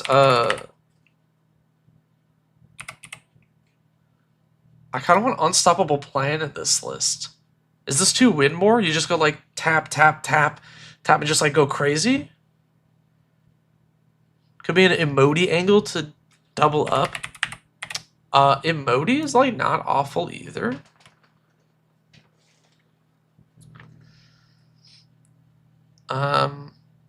One thing that I feel like is missing here is our top deck manipulation. Because I feel like one thing we want to do is like, because the problem with the Discover is like, all right, let's say I exile my Sky Turtle and I discover 7, and I flip a Path to Exile. Like, yeah, it's cool that I tapped my commander and drew a card, but like, you know, what else does that do for me? It doesn't really do anything, right? So I think we do want to manipulate the top of our library. Sadly, Scroll Rack is $25. And Sensei's Divining Top is also $25.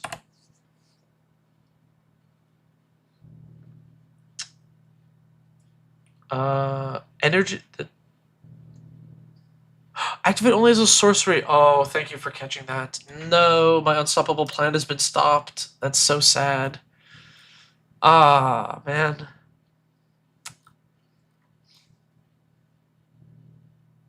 That's sad. Search for Azcanta? Ooh, Search is good. Yeah, I like Search for Azcanta. Kellen the Kid. Would it be good here?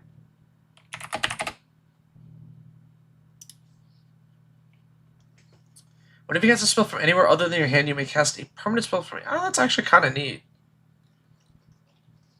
I don't know how many other times we'll trigger it outside the commander. That's the only thing I'm concerned about here.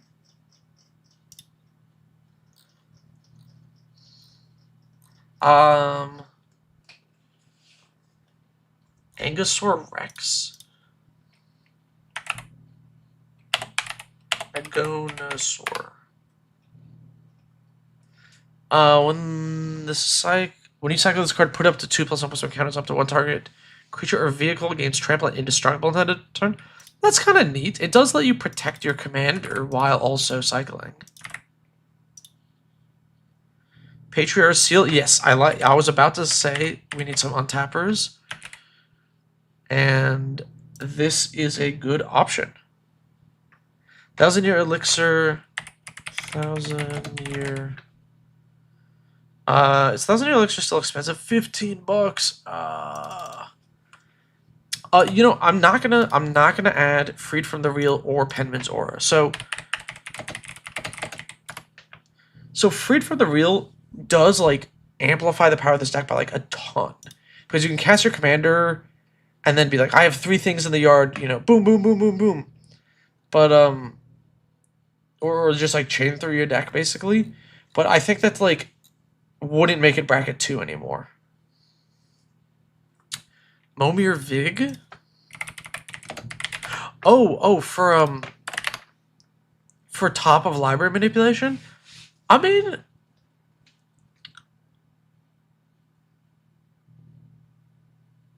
you just have to cast a green creature, right? To trigger it. It's actually not that bad. Should any of the Paradox Doctor Who cards be included? I don't. Maybe. Winter Night Stories. Draw 3 cards and discard 2 cards unless you discard a creature. As Harmonize?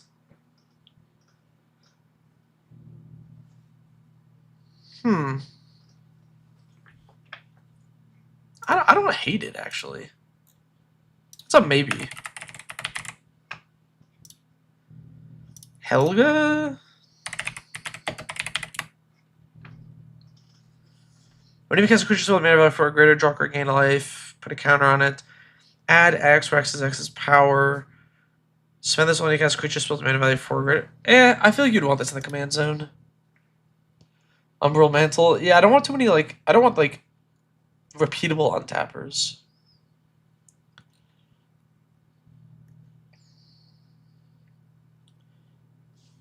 Hymn of Rebirth.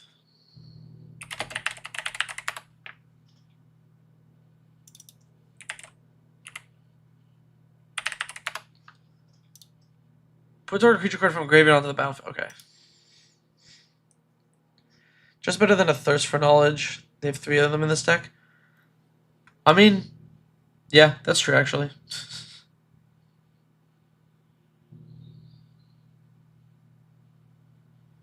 It's probably better than Thirst for Meaning, for sure.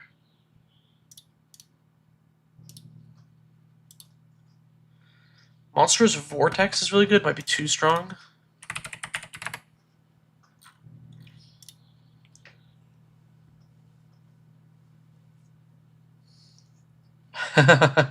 Yeah, Monstrous Vortex is pretty crazy. Well, maybe this. We'll think about it. If your creature heavy and bans True Lane in the 99 is worth considering. I don't think we're casting that many creatures. There's Lortith, that's pretty neat as an untapper. Lorith? I typed that wrong. Lorth. I got nothing. Soothsaying in the deck. Oh, this thing? Wait, actually, yeah. That's what we needed. Vortex curves into the commander. Yeah, that's pretty true. It's an I, not an L. Oh.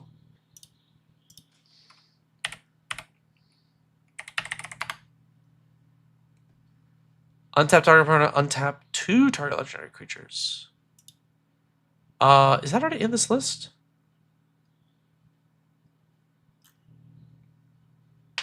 It's not. I do like this because it actually lets you ramp with your commander too.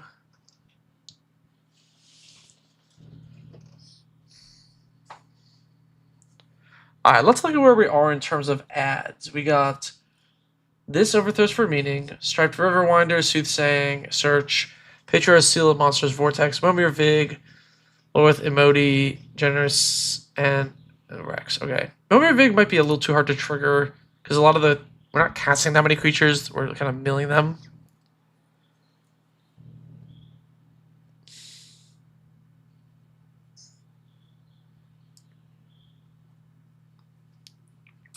I think this is worse than the Land Cyclers.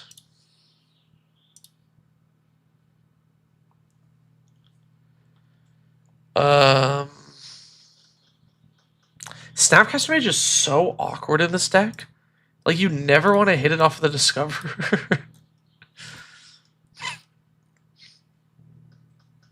Creatures you control have... Attacking creatures you control have lifelink. Wow, that's really mid. It doesn't even let you block with lifelink.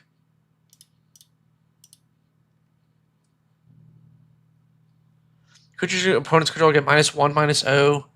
Discard it, look at the top 2 cards of your library, put one of them in your hand, the other in your graveyard. Actually, I like this a lot. That's pretty sweet. Discover can put in hand if you prefer. Yes, I know, but you don't want to, usually. Like, it's better than Cascade. It lets you play, like, negate and stuff in your list, but you'd rather hit a big creature. You know, that's the goal of the deck.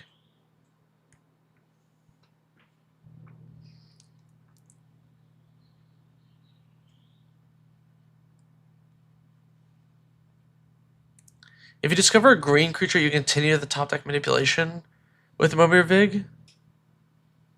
Yeah, only with Vortex, yeah. Is Vortex and Emoti too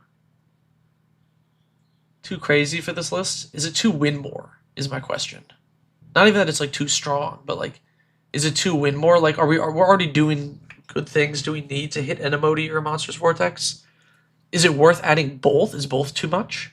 Maybe we just add Monstrous Vortex only?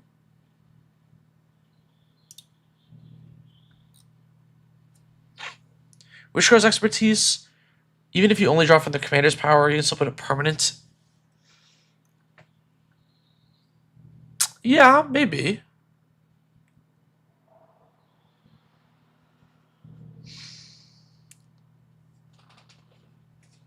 Wishcar's is pretty good.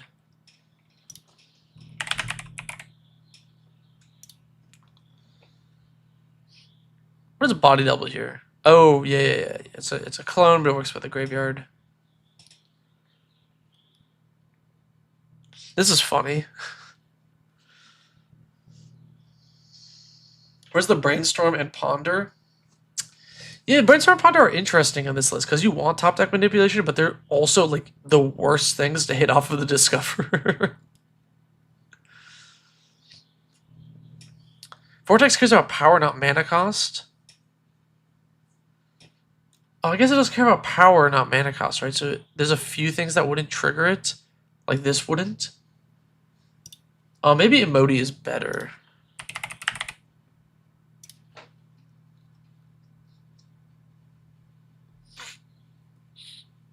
What does Slip Out the Back do from here?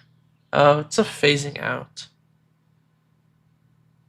Target player draws 4 cards and discards 3 cards. If you cast this spell during your main phase, target player draws 4 cards and discards 2. This is 4 mana.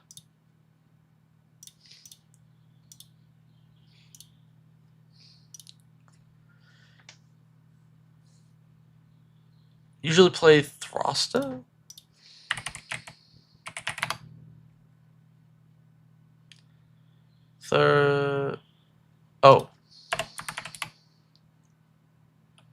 Oh, I mean, it's okay. What cards can you put to look at the top deck? To look at the top of your deck? I don't think you don't care about looking at it. Because you kind of either go for it or you don't. Cause I feel like most of the time you're going to be activating this regardless. You just don't want to hit these things.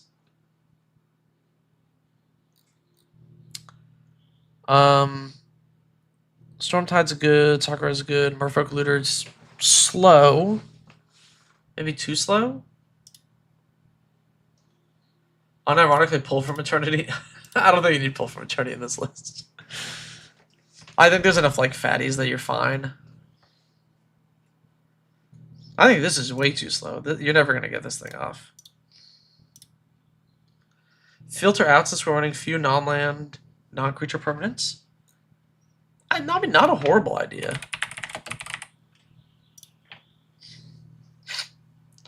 A funny counter, permission denial. That's the...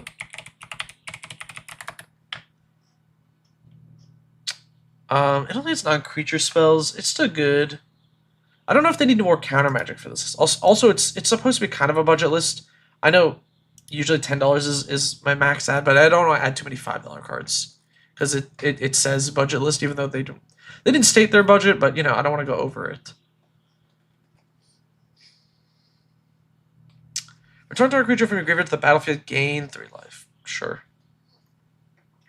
Exile target creature, you draw cards equal to its power at the beginning of the next end step. Return it To the battlefield under your owner's control. If you do, discard cards equal to its toughness. The hell? Am I crazy or is this card really slow? Yeah, we have Soothsaying in there. We got Soothsaying added.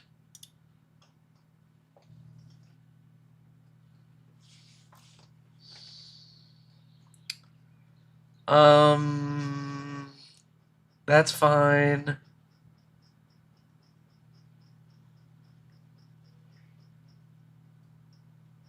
Vanisher to Memory is amazing against Hydras.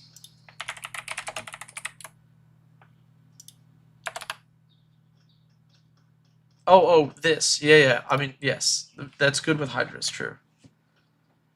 Reclaim would be spicy. Way too much removal for bracket 2/Cascade.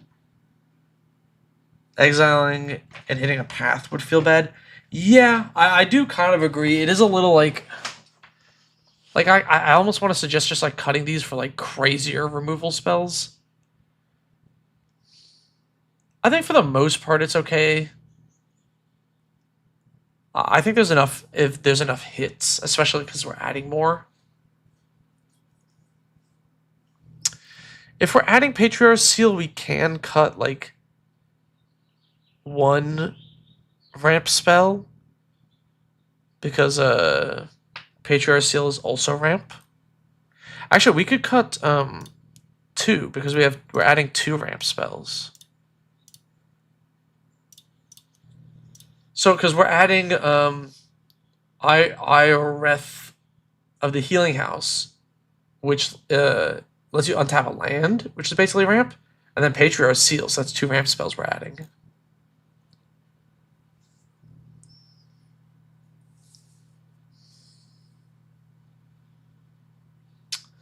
I like these additions. I don't want to cut any of those.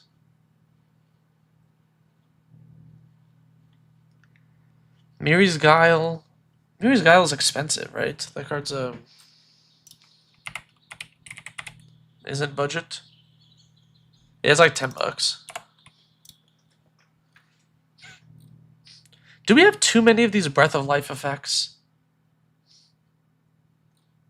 Like, do we actually have like maybe 1 too many of them? Like maybe we cut 1. Fear of Abduction is a removal on a big guy, which is nice.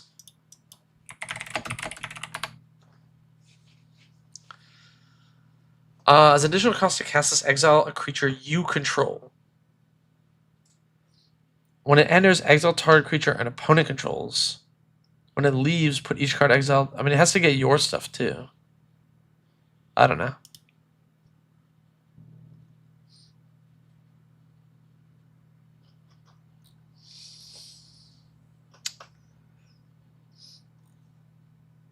Maybe we get rid of 1 more creature. Enters, you may cast target instant sorcery or artifact from your graveyard without paying its mana cost.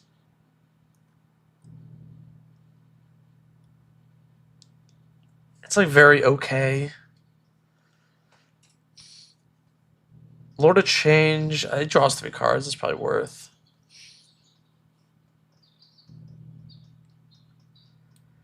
Collect evidence rather than pay mana cost for spells you cast. That is pretty funny.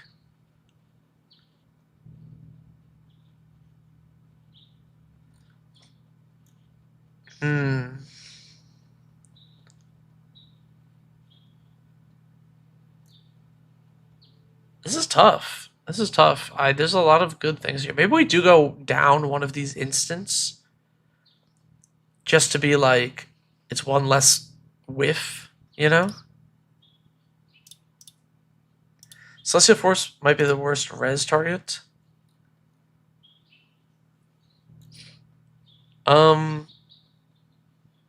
Yeah, it probably is.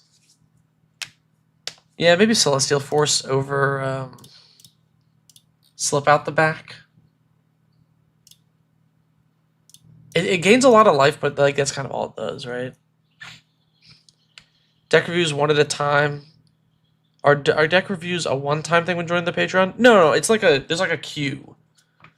So when you join the Patreon, you get put at the front of the line, and then every month you know, you get moved through the line. Through Lord of Change in your list, it's a lovely addition. Yeah, Lord of Change, I mean, it just draws 3 cards, right? ETB, draw 3 cards. Like, it's a flying ward 6/6. It's, like, not bad. Drawing 3 cards makes it, like, pretty worth. Dino DNA is really sweet. I've been playing that card recently. It's pretty awesome. Okay, I think these are my changes to the list. Cutting out a couple of the, like, slower cards, some of the looters, some of the animations, some of the fatties. We're putting in some better looters. I think fatties that are easier to get into the yard with more cycling. Some top deck manipulation type stuff with Azcanta and Soothsaying. More card draw. Some more untapping effects. Emoti as a bit of a late game push. Filter out because it's like close to one-sided here. And then some more protection with Angosaur Rex. I think overall this is a pretty good pretty good set of changes. Archon of Valor's Reach will like Archon of Valor. This? I mean, yeah. Okay, so we have 1, 2, 3, 4, 5, 6, 7, 8, 9, 10, 11, 12 more to go. I can't do them today, but I'll probably do them this weekend. And then after that, I'll open up the submissions for May. If you want to get your deck reviewed on stream like this, you can join the Patreon. It's at the $5 and $10 tier. And to answer, again, that one person's question, it's like a big queue. If you're new, you get added to the front of it. Your deck gets reviewed, you move to the end of the line, and then it moves up from there. Also, you get access to the Discord, and there's other perks as well.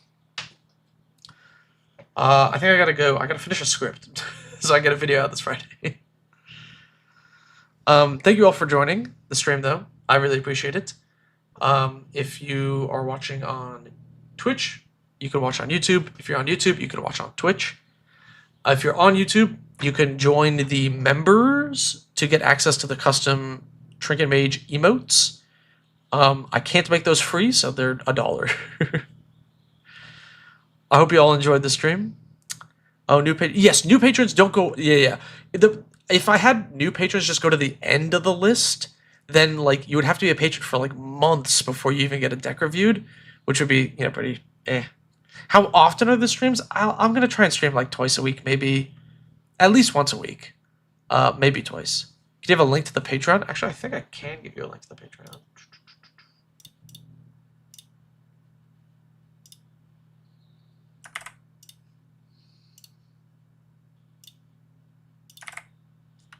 I think this just takes you to the Patreon.